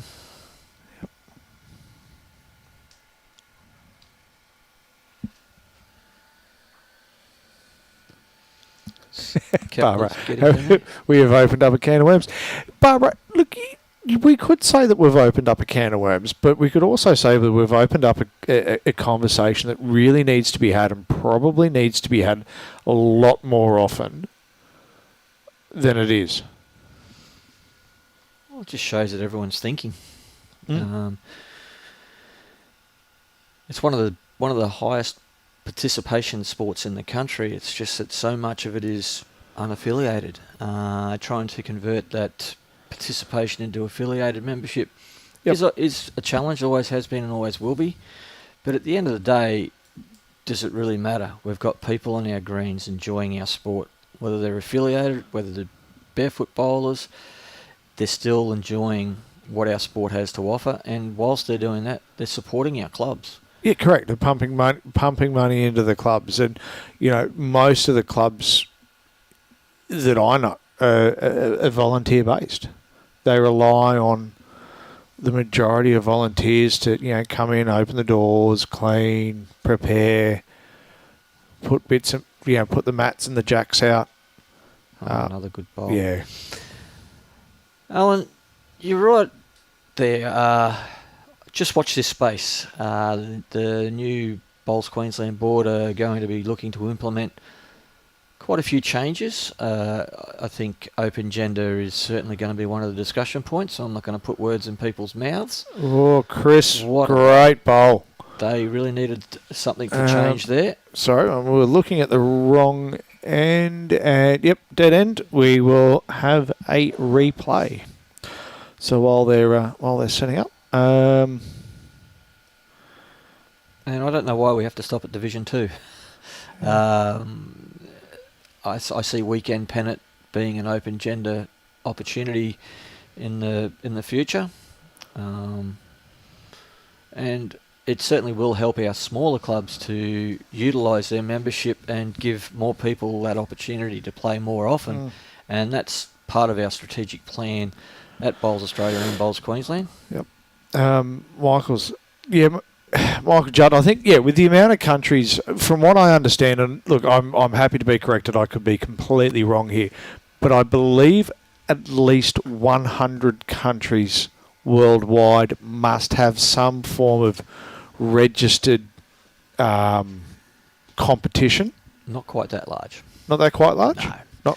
Not And quite that large, that quite? No. Well, but if we could, it can also incorporate indoor competitions and whatnot. So if World Bowls can get more countries, doesn't matter what type of bowls it is, whether it be indoor carpet bowls, outdoor bowls, registered within World Bowls, that can increase those numbers as well. And we've like the last World Championships we had out here earlier this year, there was 44 countries involved. So the number of countries that are playing now are far greater than before, and the opportunity for all the countries that are affiliated to play in those World Championships was a great spectacle and a great opportunity for some of the smaller countries to come out and compete against the bigger countries and see how it's done, and the opportunity to come to Australia, because we are the number one nation in the world. I don't think there's any refuting that, and for other countries to come out here and see how we do it is also a great opportunity for those smaller countries.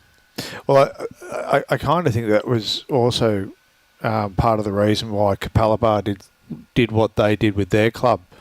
I mean, their setup now is just next level extraordinary. It's good. Yes. And they've got all the infrastructure in the roof apparently that to really do the proper streaming and broadcasting of the game. And those technologies are only going to get better and better over the years, and more affordable the more clubs that do it. They've got two rinks, and one on each green where they can actually camera up and down that rink.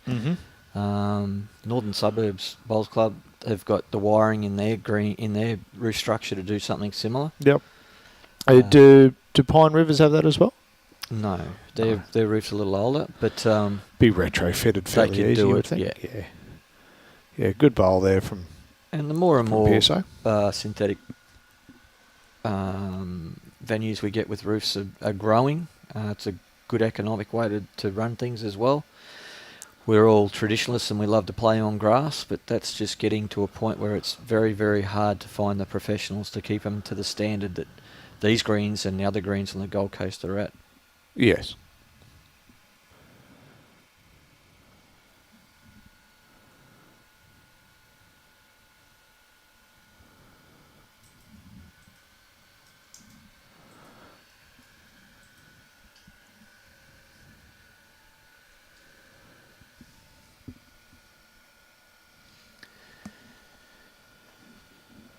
Oh, here we go, Andre. So for men's sports, the sport must be practiced by men but in at least 75 countries across 4 continents.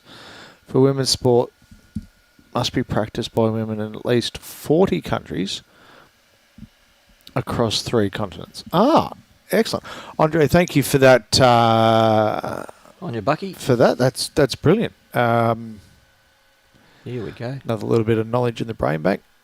Jeez, There we they're go. just playing so well. Yeah, they are. And you'd be looking there 3, maybe 4.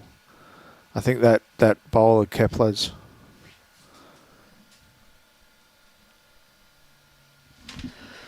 The costs of television, putting these type of things on television, like the Premier League, the BPL, the Australian Open finals and whatnot, is astronomical. So trying to get that corporate dollar into our sport is another challenge for us, Barbara. But yes, you're right. There's a lot of good games out there that don't get coverage. Matt Great running shot at here. it. Oh. Stiff. Extremely stiff. I mean, look, he's cut a couple out. He's still got one more to come. But he is going to reduce the damage quite a bit.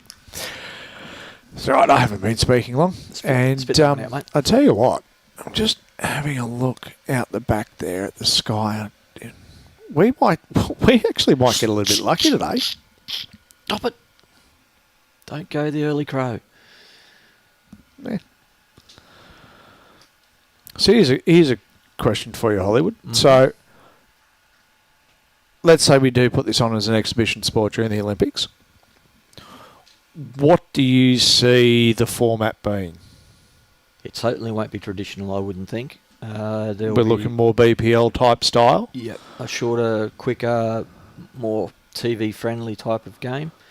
And we're already leading towards that anyway, with the Jack Attacks and the BPLs and all those other type of competitions. We're always looking to spice it up, and the fact that we're trying to play shorter games is certainly very noticeable. And I think we need that to allow. We're such a time-poor society nowadays that playing a full 21-end game of fours is not attractive to a lot of people, whereas getting out there and playing sets play and those type of things, and it just makes the game good bowl here, quicker, more accessible. Oh, great shot, Matthew! Fantastic shot. Just the one, I would bit of hesitation in picking up the kitty, but making sure that they've got the shot.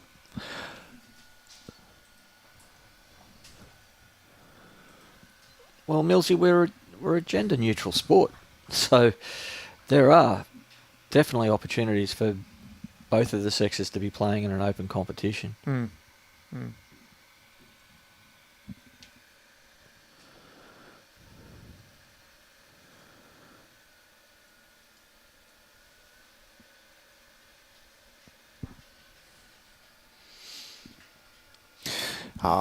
Barbara, I mean, I guess with all the sports in the world that need to be covered, you know, that unfortunately they do harp on the big dollar sports.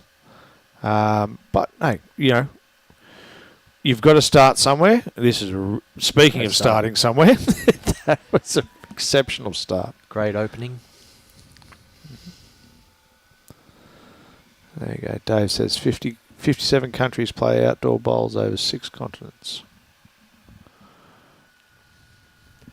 And there's also the cost of being part of the Olympic Committee as well. The hundreds of thousands of francs that you need to put yourself down as the top tier and still maybe not get into the Olympics. So there's an economic side of it as well. Francs? Yes. Geez, you are old. No, that's the currency that the Olympics work under. Oh, the Swiss franc. Kepler. Great shot. Great start. Great start indeed.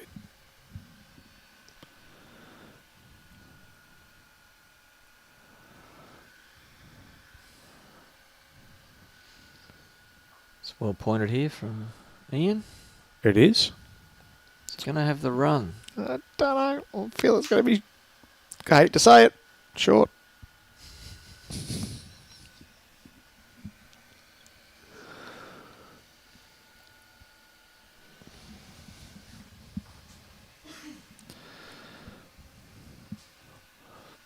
fascinating. Bucky's just said with the criteria there of the Olympic sport. Yep, we've got things like synchronised swimming and skateboarding and BMXing. I mean, see, those skateboarding and BMXing, you've got to have a look at the sponsorship that's behind them with, say, Red Bull and the like. So their sponsorship certainly does reach a larger market. True. Things like the X Games and X Games bowls. Now there's a thought.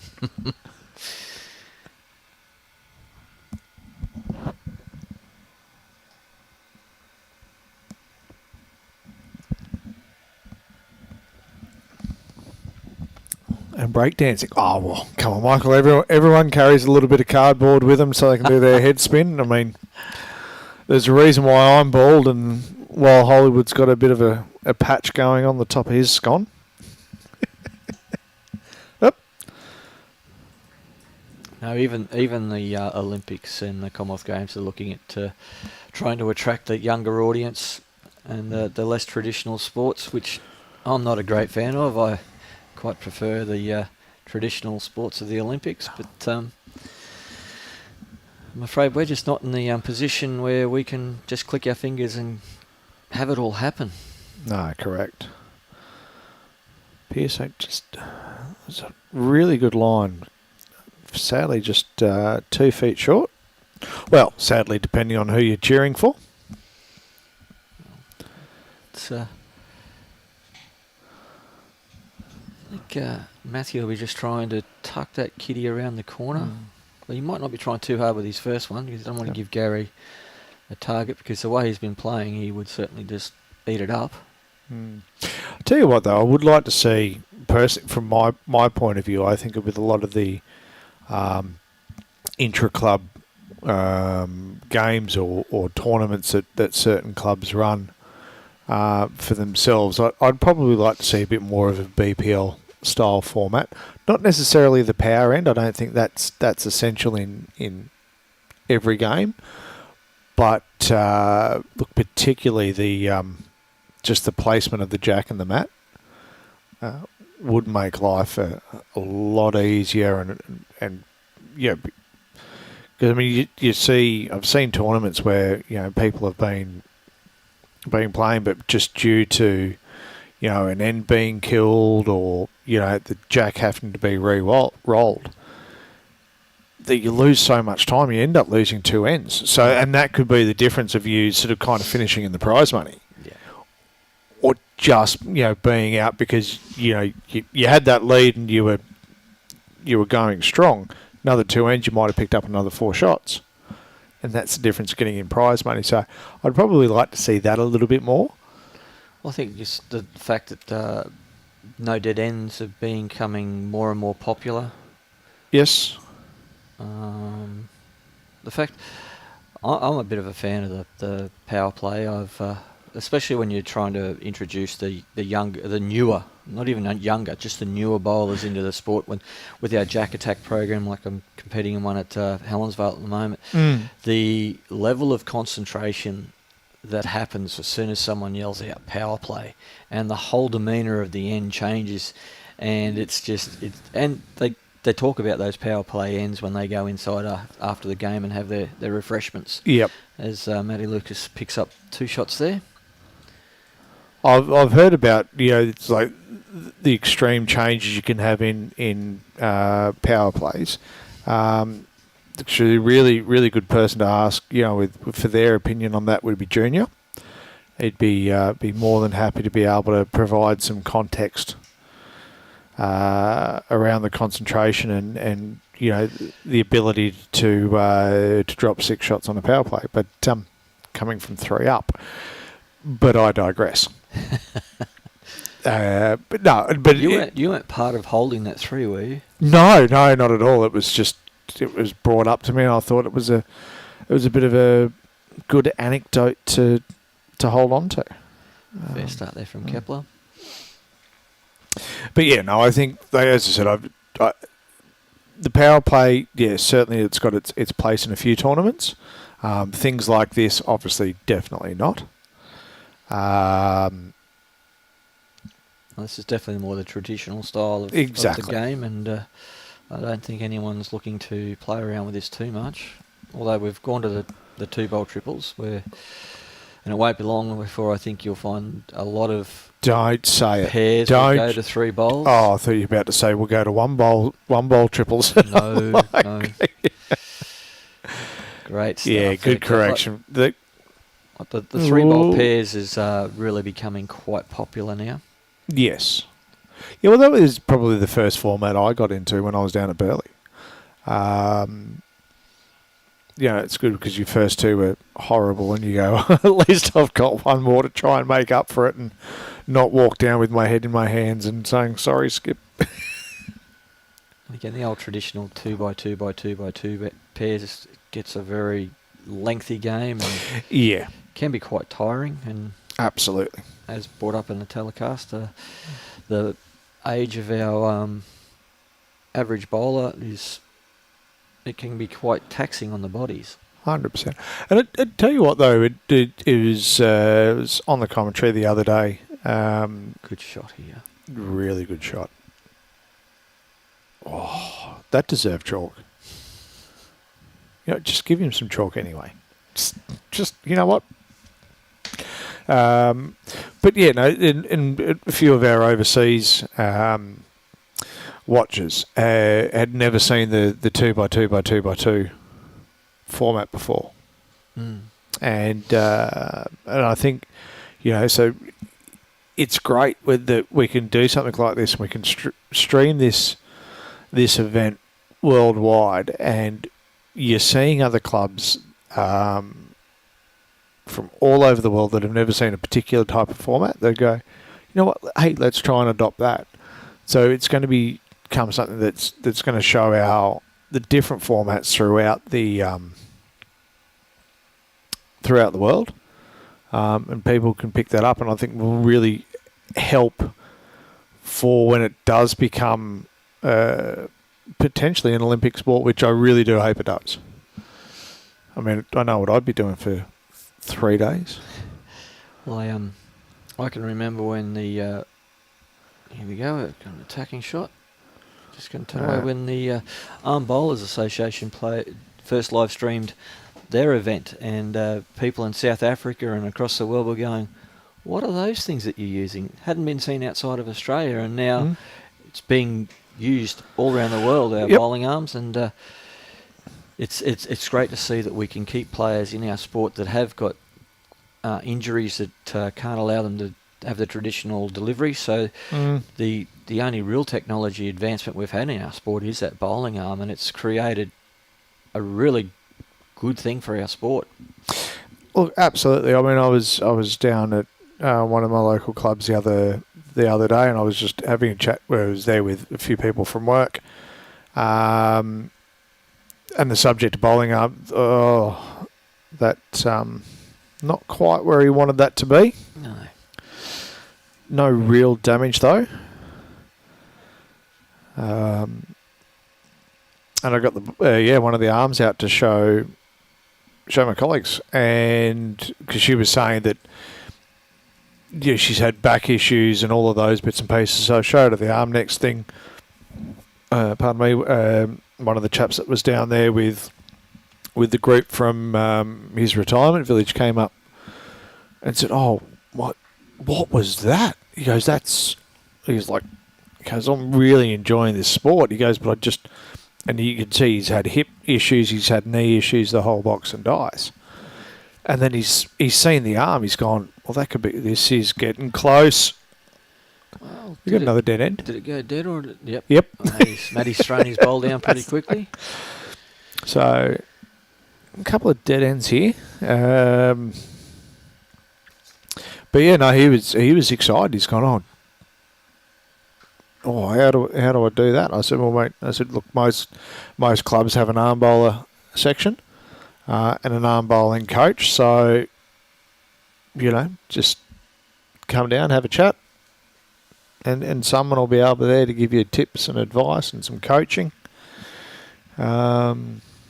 if you look across the social rinks here, there's quite a few arms out there being used today as well. Yeah, So absolutely. if we didn't have those, we wouldn't have those people out there playing. So Correct. a lot of people call them cheat sticks and the like, but I challenge you to go out and try them. Great start here by Kepler. I challenge you to go out and try and use a bowling arm. Yes, I do know that, Wayne. It costs in anything when you're trying to teach new bowlers and make things available for them. Not easy, but there are lots of smaller grants available if you jump on the grant websites and see what's available. But you've got to have that wish list and you've got to have your checklist done and be ready to write your grants. But there is money out there that you can use for getting coaching gear and equipment. Yep. Mark Payne. Going to run a one-bowl fours comp at Club Mauritia over 6 weeks. Just a bit of fun. You get one power play in a match. Again, another great way to try and spice the sport up a little bit. Yeah, exactly, and encourage some younger players, or new. Sorry, I've got to stop saying younger, newer players into the game. I've played quite This a lot is of... a good bowl here. What a bowl. Oh. Give him the hat, Gaz. Whatever you can do, I can do better. Yeah. Give him the hat. It's not going to praise his big brother that much. Well, he should. I mean, that was a cracking bowl. So I tell you what, semi-final 2. That isn't... If you ever wanted the definition of an arm wrestle, the Nelson McQuinney Shillington game is that. So they're at 19 ends. They are motoring through the ends. They do a lot of driving on that rink. And you've got Bolivia with a 17-shot lead coming into 5 ends to go.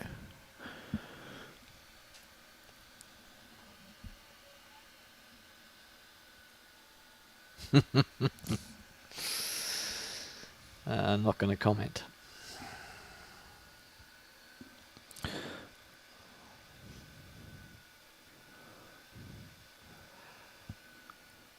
Irene, I think you'll find that may change. It'll be called Weekend Pennant.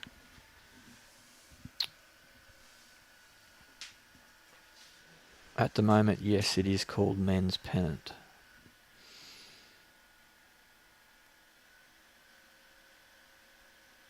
Like everything, we need to move with the times, and when the open gender does come about, it will be called Weekend Pennant.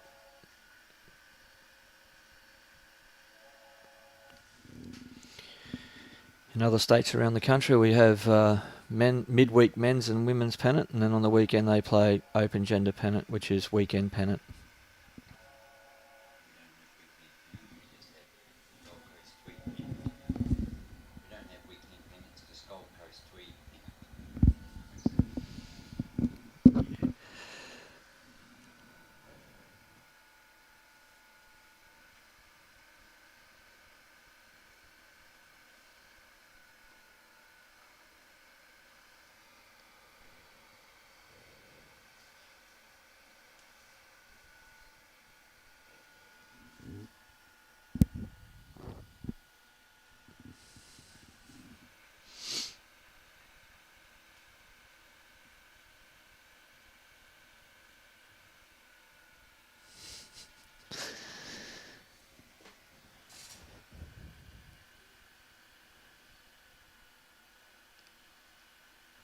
It's been great to have all these comments and conversations happening on the feedback from the watchers and the viewers. It's fantastic. It's giving everyone a chance to discuss what our game is all about.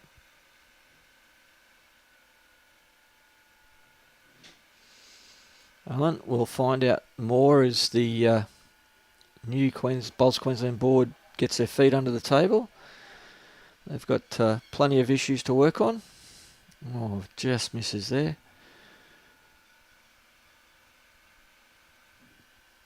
We do have a lot of districts now already playing open gender pender from second division down. As it stands in Queensland at the moment, we play first division state final in both the men's and women's. So first division has been untouched.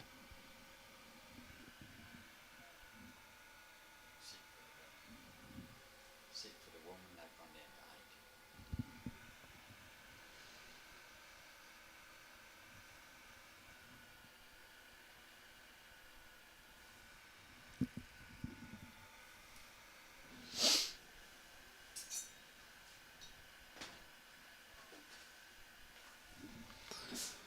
And Barbara, it is great to see that Bowls New South Wales has gone through the unification process, and sport is looking healthier than never looked healthier in New South Wales.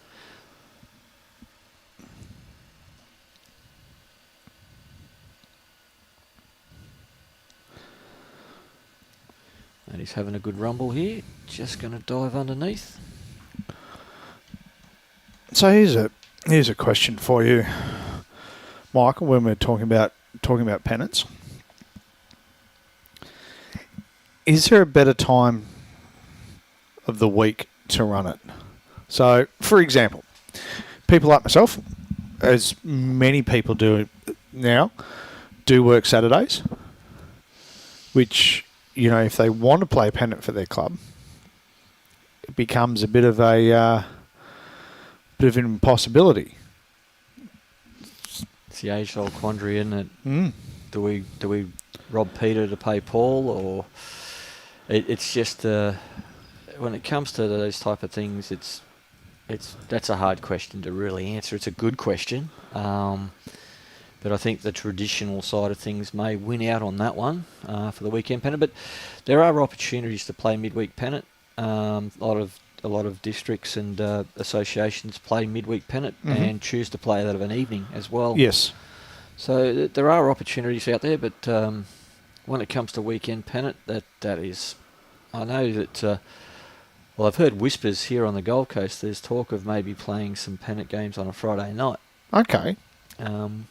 Which certainly brings that midweek worker or weekend worker an opportunity to play. And yes. I think the sport as a whole has to look at when is the best opportunity to get the biggest footprint. So, good question. There's no wrong or right answer. Great start from Kepler. Kepler starts well again.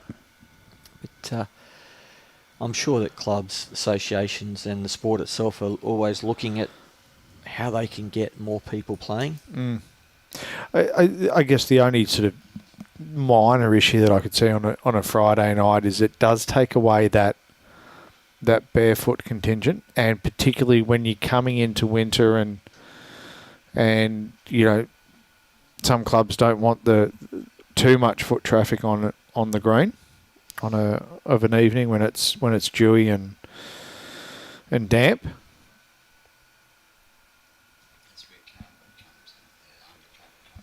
Yeah, you're right, Robbie, and that's when undercover does come in. But obviously, not every club has carpet or undercover. You've also got to be smart in when you're playing these type of competitions as well, because winter is predominantly a day sport because of the dews and the correct and the fact that it gets quite cold of an evening. Only in winter, so they're not too cold up here in Queensland. We do get a couple of weeks where it gets cold. Hollywood is the best broadcaster I've heard on the live stream. Oh, well. Exactly. How much did you pay him? And he is a good mate. Now I'm blushing. But yeah, I mean, there's always different ways to look at it, and there's no right and wrong answer to half of these questions. But it's just a matter of weighing up certain things and where you're at in climate and whatnot and what is available. Yeah, 100% Vids has to be family. No, it's not. Jenny Noeline is leading 14-9 after 15 ends. It's a very slow game, isn't it? It is a very slow game. So one of two things there: either Robbie's not been updating the scoreboard at regular intervals, or they're failing the turn over the ends, or it's a very slow game. Yes. One of the three. Yes, Alan, my one and only. I'm going to take it, though. There's only one Hollywood, yeah, There is thankfully. only one. Would be in trouble if he was duplicated, that's for sure. Although there is, I tell you what. No, there's only one. No. I've had this conversation on a green. I'm going to have this conversation again now. There is a chap who works here at Club Musgrave Harsh, Mike. that I completely thought may have been your twin brother. He does have a resemblance, and he was from Club Lievre. He's now the games director at Broad Beach Bowls Club. No, he was wearing a Club Muzzy shirt. Oh. Yep. Because I just went up to him and said, "Hey, Hollywood," and then I looked a little bit closer, and I'm like, "Yeah, that would have been embarrassing." For you or me? Both, We'll probably. leave it alone. That was a great shot there, played by Gary again. Absolutely. He hasn't put much wrong today, that's for sure. No, he's certainly playing great bowls, great conversion shots.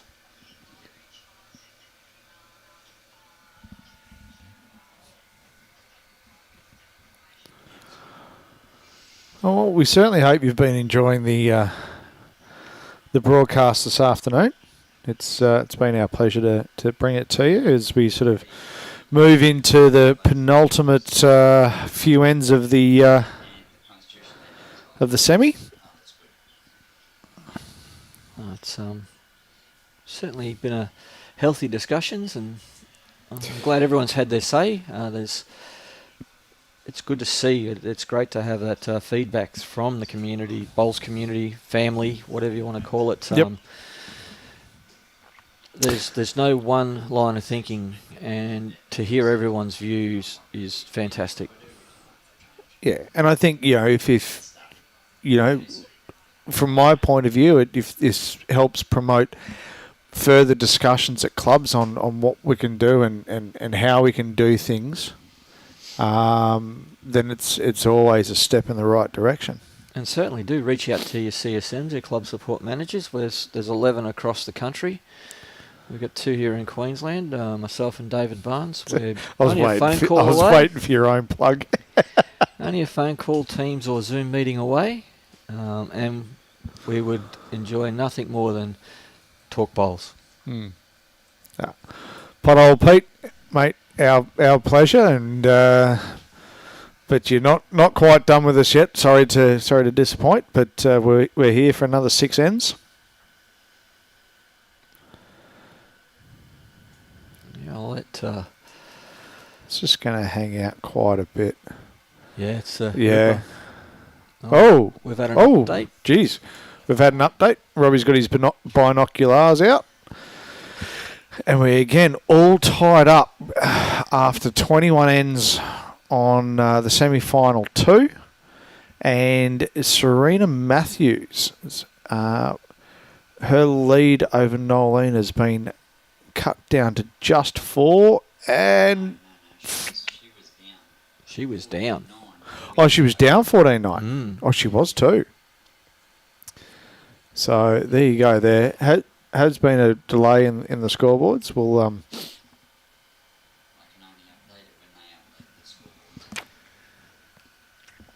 Olivia's looking quite comfortable. quite comfortable. You would think that they'll probably call that in the next end or so. I'll call an extra end in semi-final number 2. Oh, I'll go early. that's gutsy. Have a beer on that one. If I was able to drink whilst working, I certainly would. But we can still have a friendly on that for when I finish working. That sounds like a good idea.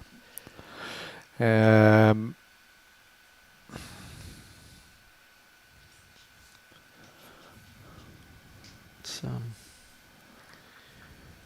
getting harder and harder here for the Matty Lucas combination to fight their way back, and it's getting harder and harder when Gary Law keeps converting heads like he has. Correct. Mr. Vidler, mate, thank you for your input. It's just a pity that you're not out on the greens playing. Would say that's probably because you got done, but He's talking about clowns. Has he ever looked in the mirror? I know, right? Again, people that live in glass houses shouldn't be throwing stones.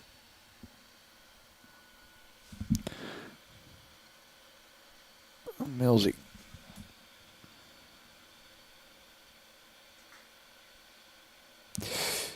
Oh, that sounds interesting, Millsy. Woohoo! That is exciting news. That's fantastic news for that region.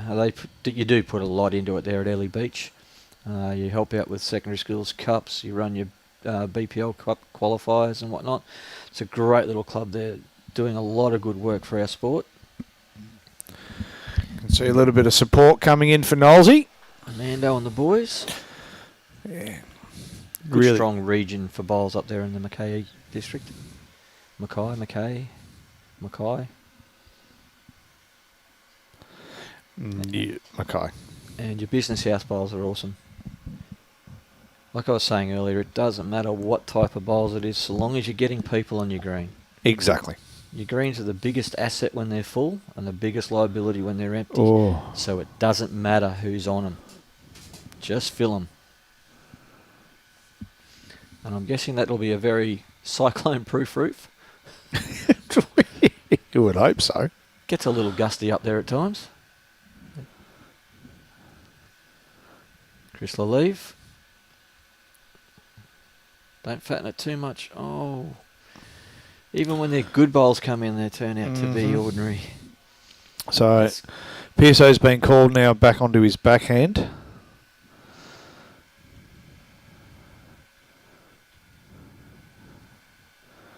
There's a good line. This is going to do something. Wiggle, wiggle. Oh, Don't know if it changed too much. I don't know. I reckon it's probably cut one out, to be fair.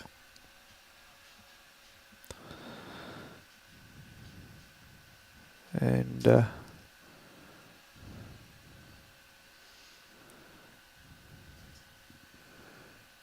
Chris being called to try and sit that back bowl of bowl of shonks. And he's just going to be a little. Gonna hurt too much. It's another counter. Oh, it is. So that'll be second.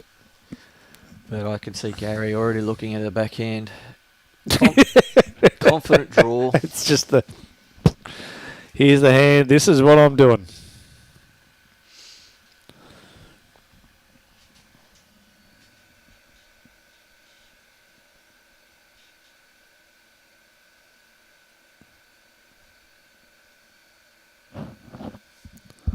It's actually not a bad thought from Yogi.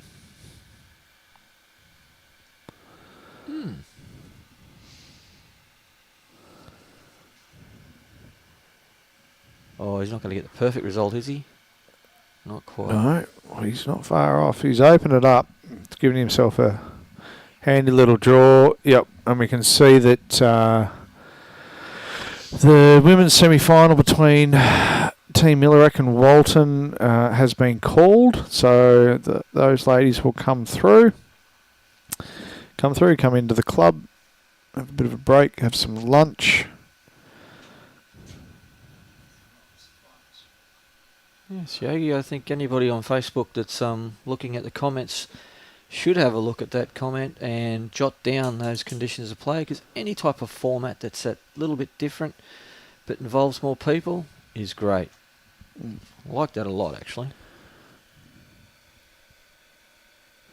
Yeah, 100%, Mark. The lights on the greens do need to be on, and I can understand that some clubs have got the older halogen globes that chew a lot of power. But you're right, they need to be on, because if they're not saying that we're open, people aren't going. Well, you spend such a amount of money to put them up there, you might as well have them on. Well, that's it. Moss to a flame. But again, you can find some grants opportunities to convert those metal halogens to LED for a reasonable price these days. Your poles are already there, it's just a matter of changing it. Yep. He was certainly a a legend for South Australian cricket and Australian cricket, Kepler Wessels, and he's a great advocate for our sport. Did you just say South Australian cricket? Did I say South Australian? I said South Africa, didn't I? You goose. Oh, well, South Africa. It was more Queensland cricket.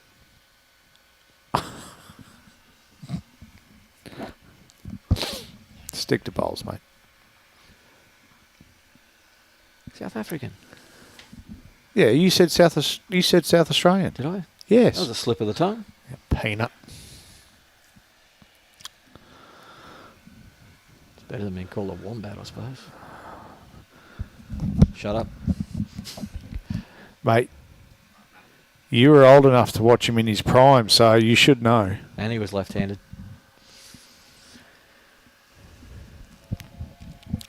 Did he bat with a kookaburra or a grey neck?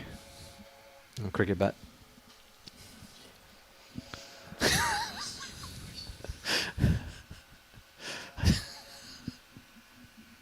I haven't cracked myself up then.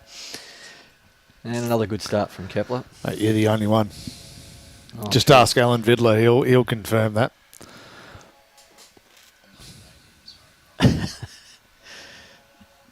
Yeah. Got to spice it up a little bit, haven't we, Al? A good start here from Ian as well. I think it was only the one. Yeah. There we go. There you go. Kepler Wessels is now on the board at Capella Bar, so that'll give you an interesting look at it. His experience across his sports and countries as well. Yep. Oh, another good bowl. And he certainly does love long bowls. He's so active in it now. Absolutely.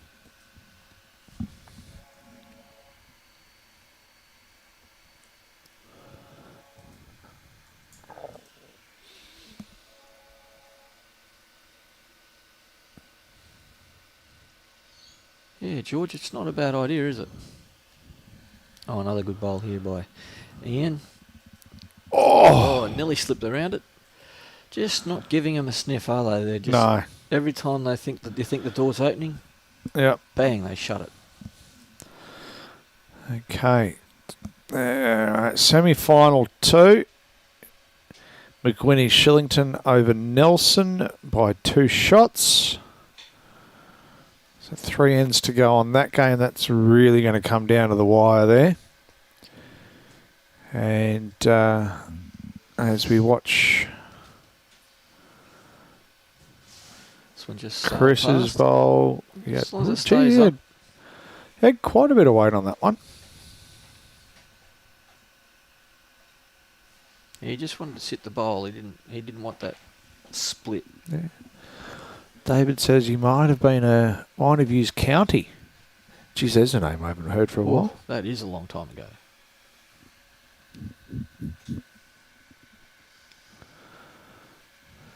So a bit of a wall there in front. So the only real option now left for Chris really is to change hands, which Matt's called him onto his forehand.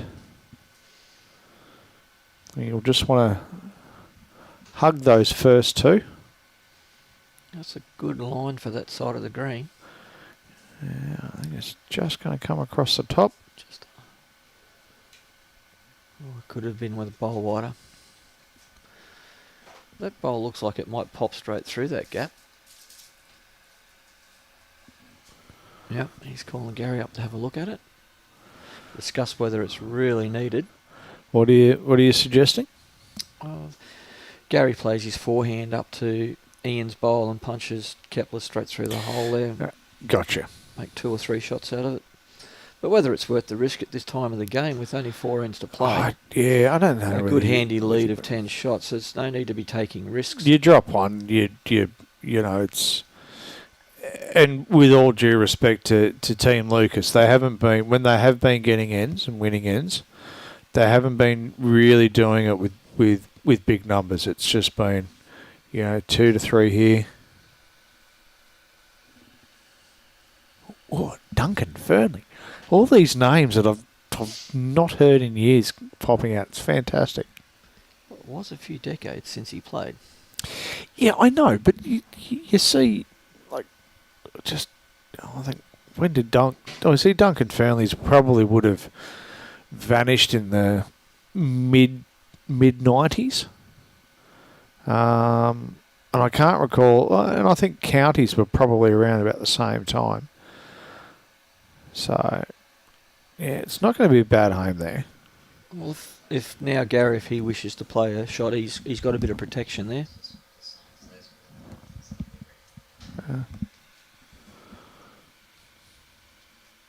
Slasinger, there we go. We got there in the end. Thank you, Peter.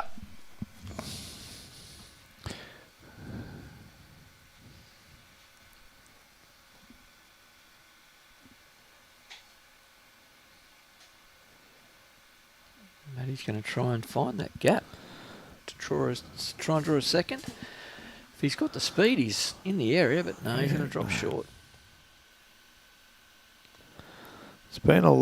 There's been a bit of struggle with the length on this end.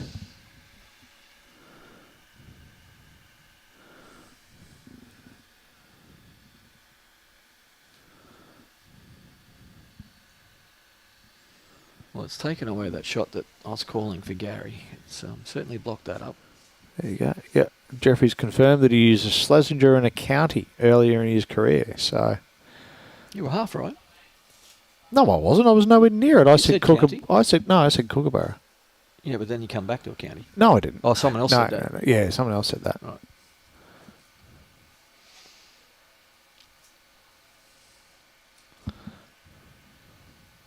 Good idea from Gary, just getting bowls around the back. Yep. On the off chance that something goes wrong. Oh, he's close here. Very close.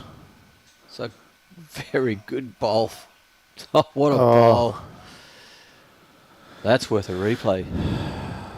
That is worth a replay while Gary comes up to have a look at what he's going to do. Bat collector, Ron. They still make all those bats. Oh, that's excellent. I just can't remember, because I don't think you see many of the current batsmen. I can't think of anyone who's using a Duncan Fearnley or a county at this stage.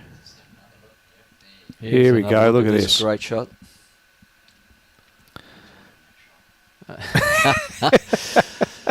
Coach Robbie reckons he taught him that shot.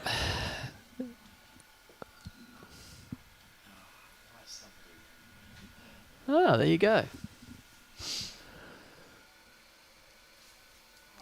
County for Australia and Schlesinger for South Africa. I was waiting for you to call that South Australia again. Not really. Radicki, yeah, absolutely. It was an absolutely cracking bowl. Well, now he's got pretty much the back covered. He can play a little attacking shot here.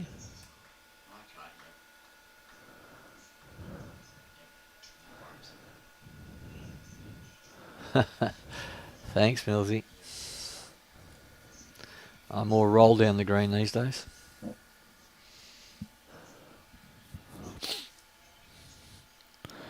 All right, is this going to come back? Oh, don't No. get fidget. Bing, bing, bonk. That just held its line, didn't it? It did not want to move. That's still a conversion from 2 down to 1 down. Yeah. Granted, but you know what I mean. Yep.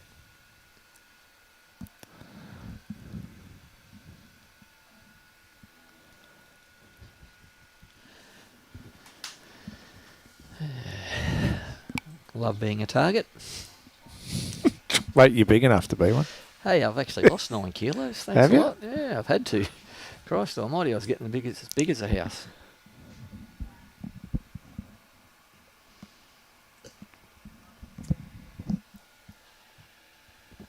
All right, so we've got a 3/4 length.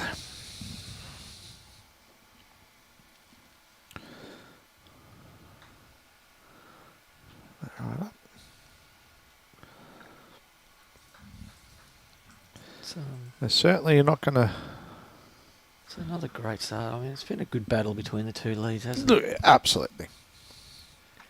It's just the times that Team Laura have had a chance to convert and have done with massive results.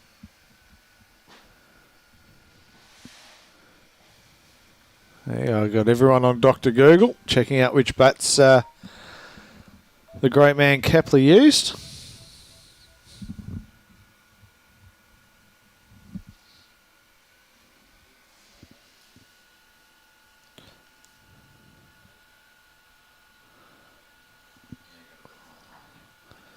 Tell you what, his weight's been spot on. Yep, I'm pretty sure he's using Team Aero at the moment.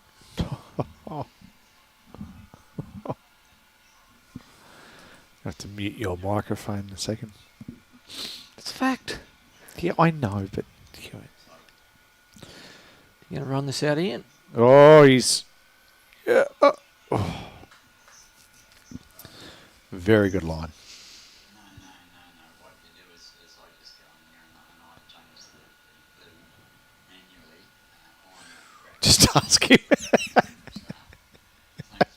Yeah, that's a fair point. It's a fair point, David. But I think he's while he's concentrating on the bowls, we can have a bit of a speculation. I'll get, but as soon as he comes in for lunch, I'll get Hollywood to get out and go and have a chat with him. You get a microphone. We do. Yeah, you could be roving Mike. Hollywood. The roving Mike.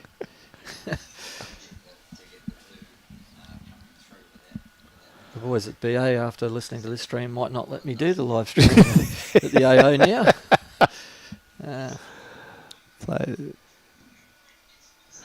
Yeah, 100%, Luke. They're a lot drier than yesterday, and touch wood with this weather that we've had threatening us pretty much since about 10 o'clock.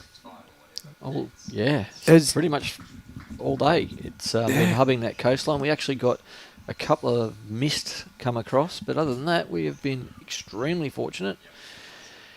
And I do understand that players want lunch, but if I was the players, I'd be saying, just get us back out there. Absolutely. So, for those who have potentially just joined us and you're wondering why we're so far through the game, the match committee did say, look, because it was looking like it was just going to bucket down, it was I think a 5-minute break back out on the greens, and I think the plan was to get 14, at least 14 ends through, which constitutes a game, and then come in for lunch. But I think they've made the decision now that the weather's sort of held. Get through the game, they can come in, have lunch, and we can get through the finals. So semi-final 2, mate. It's back to neck and neck. What Matty touches this jack, it's going to be massive. Oh, there's a big bowl. That makes Huge a count bowl. of 5 for the moment. Let's see what miracle Gary can pull out this time. Well, he's been doing it all day, so he's going to have to rely on it again. Thanks, Johnny Walker.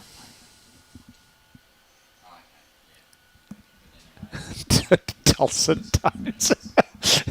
Thank you, JW, mate. Always here to help. And I would think. Well, Gary's got 2 bowls here, so I think with his first, he'll give his bowl a chance down the back end there. If he is a fraction tight, he's running into his own, but he's got a nice little. I think in there. I think we're only going to see the draw from him. I can't see him. At 5 down, you don't want to be running at it and wasting a bowl. Just get one in there, cut a few back. There's 2 ends to go after this. We're all tied up again at the end of 23. Well, we know nothing. He's having a rumble. Oh, he hasn't. Oh, my Stop Lord. it. Wow. Well, Matthew's still got a chance here. He can pot that, take both those bowls out, and I'm sure he will be going fairly heavy at So him. you think he's going to have a dip at Gary's? Yeah, well, if gets one bowl on the other and takes them out, and they've got their 5 back. And he's facing up for it. They need something. Redlands Lawn Bowls. Yes, mate. The final is on today. This is looking close. I need to rip the one out, so if he has got shot, it's only the one, I think. Oh, yeah, true. Yep. It's the John Walker. It's the law of the game. That's the way, Johnny. Yes, it is the law of the game. But yes, no, Redlands, the final is on today. It'll be coming up. What are we going to have, Robbie? About a 40-minute break? No, it'll be probably 15 to 20 minutes once the last one finishes. It's lunch, isn't it? So Yeah, So lunch. we don't know. might be half an hour at the most, but Yeah. it's possible because it's getting late. So, yeah, Redlands, it'll be, half an hour by the time the final game finishes. Now, they are on their 20th end, so all going to plan with no dead ends, no draws. You would think they've got another 35 minutes to play. And then whether they're going to be afforded a reasonable lunch break. Just wandered out there. Oh, that weight was brilliant. So Kepler's taking the mat. So they're definitely... There we go. Just the one, I believe. So 2 ends to go on this. Well, Matty Lucas' side's going to have to score a multiple to push it into that last end as well. Is that going to... Kane Nelson now. 2-shot lead, 2 games to... 2 games. They're on the final end. They're on the last end, so... Second last. No, 24, mate. There'll be an extra end. Righto. I'll tell you what, so... Kepler's put in another handy one. They're actually bowling down to the same end as the rink that we're on now.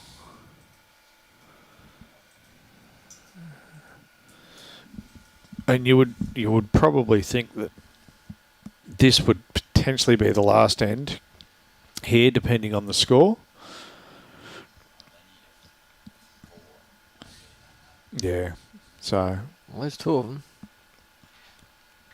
they need at least 4 on this end to bother doing the last, and I'm just going to...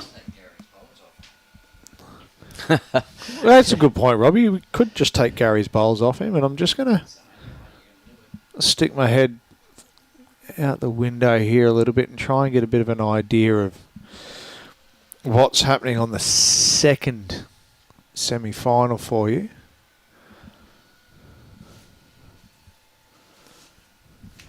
What's the bomb looking like, Robbie? Have we had a look at that Mate, lately? I'll tell you, it's looking fairly reasonable. Chris piles another one in there.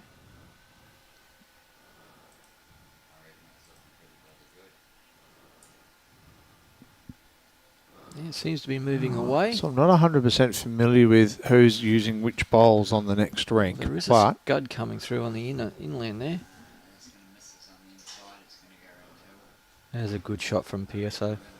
so the next few hours. Chris needs to try and touch this straight down the line. So Dean McWhinney has just pulled in for shot. Don't know whether they're holding 1 or 2. It'll be 2.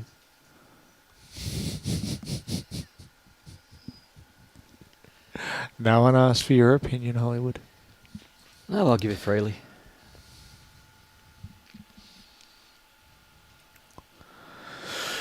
All right. So There's a wait for this one, PSO. Kane's made his way to the mat. Semi-final 2. He's playing with weight. by And the he's looks of it. playing. He is playing with weight. He's having a run at this, and disturbed the head a little bit. He's knocked one of Dean McWhinney's bowls out of the way. But his second is sitting right on it. So I'm not sure whether do you know if the green bowl is... They're Jake's, I think. Jake's. Don't know. They're Bros. Oh no, Dean's No. got the orange. So... Oh... Shiver me timbers. I've got a funny feeling they've just brought that... I think they're...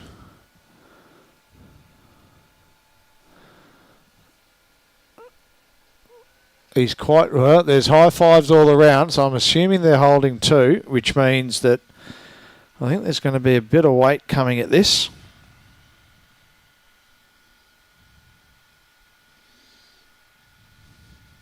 I'm sorry to take you away from the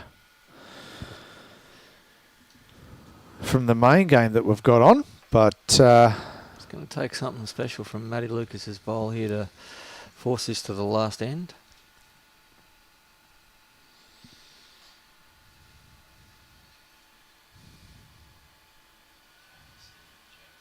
He's looking at it fairly intently. Straight He down is. the line. Oh no, he's got too Oh. much of it. Put it in your pocket and game over. that's it. They're shaking hands. Congratulations to the Burleigh Heads team of Law, Pearson and Law. There's some weight coming down. Oh no. And that's wide. It's wide on the next rink. He's throwing his hands up in disgust. So, as you can see there, that shot bowl is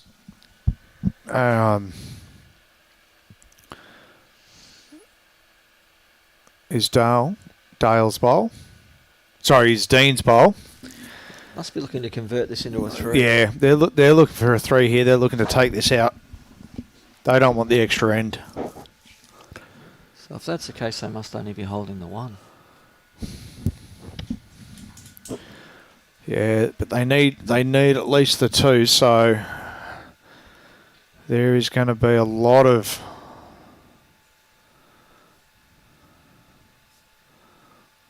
interest here in this. If we could only tell Dean to get out of the road. Mate, we're lucky to even have a shot of the head, so Well, true. the genius camera work of Rightio. illustrious Robbie Allen.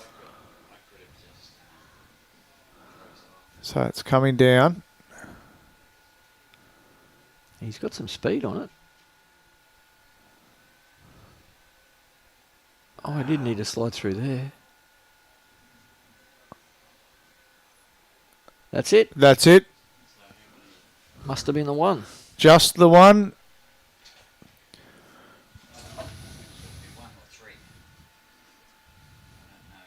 No, it'll only be 1 because they were behind. They're shaking hands. It's all over.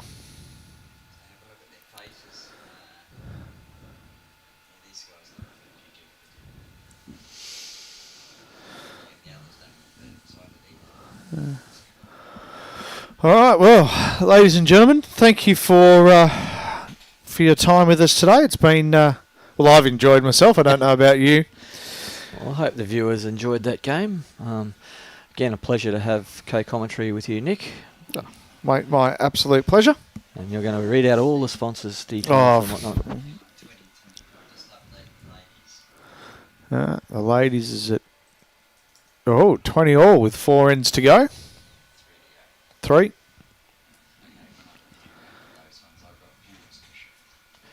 Yeah, we'll just finish off this telecast. Robbie's got to turn the cameras around for the. Not going to shift. Just shifting the cameras for the final. All right. So, look, we'd like to extend our extreme gratitude to Bowls Queensland, the City of Gold Coast, for allowing us to host this wonderful event. Also, a shout out to myself, apparently, because I've been topped into promoting myself here. So, so myself, Nick, from Pure Real Estate. Again, always a pleasure to be able to put my name to this event and help showcase our great game through, not just throughout the state and the country, but throughout the world. So thank you all for tuning in and joining us. We'd also like to thank, obviously, the host clubs, in particular Club Musgrave, all of our volunteers, staff, everyone throughout the clubs that have made this to come together. And look, thank you very much, and we look forward to seeing you again soon. Don't forget the 3 o'clock draw for your there is the draw 3 p.m. Today, obviously during the triples finals. What time are we at now? We're at 20 to 2. 20 to 2. So yes, so 3 o'clock will be there or thereabouts. Also, big shout out and thank you to Alan Vidler down at Mermaid Beach Bowls, who is going to be the place to see to collect your prizes. And Greg Kane won by 1 shot. So it'll be a Team Nelson versus Team Law final. And again, thank you all for coming through and for your kind words and joining us with our debates. And apologies again for Michael's job. Bowls Queensland would like to thank their sponsors: Mullins More Than Law, Queensland Government, BCIB Insurance Brokers, ACET Sports, J. Carroll Club Promotions, and Bioscapes Group. Thank you very much for joining in. We will look for the notifications for when the next start of the next game, and good health and good bowling. Thank you.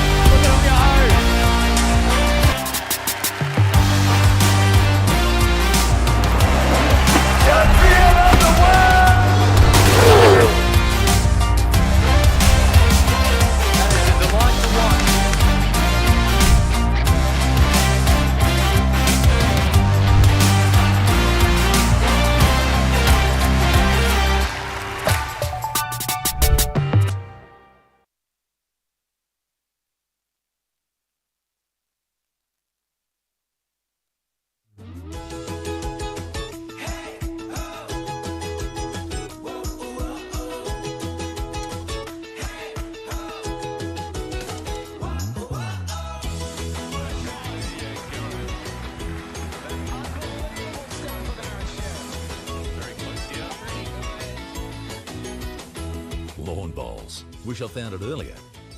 What a game.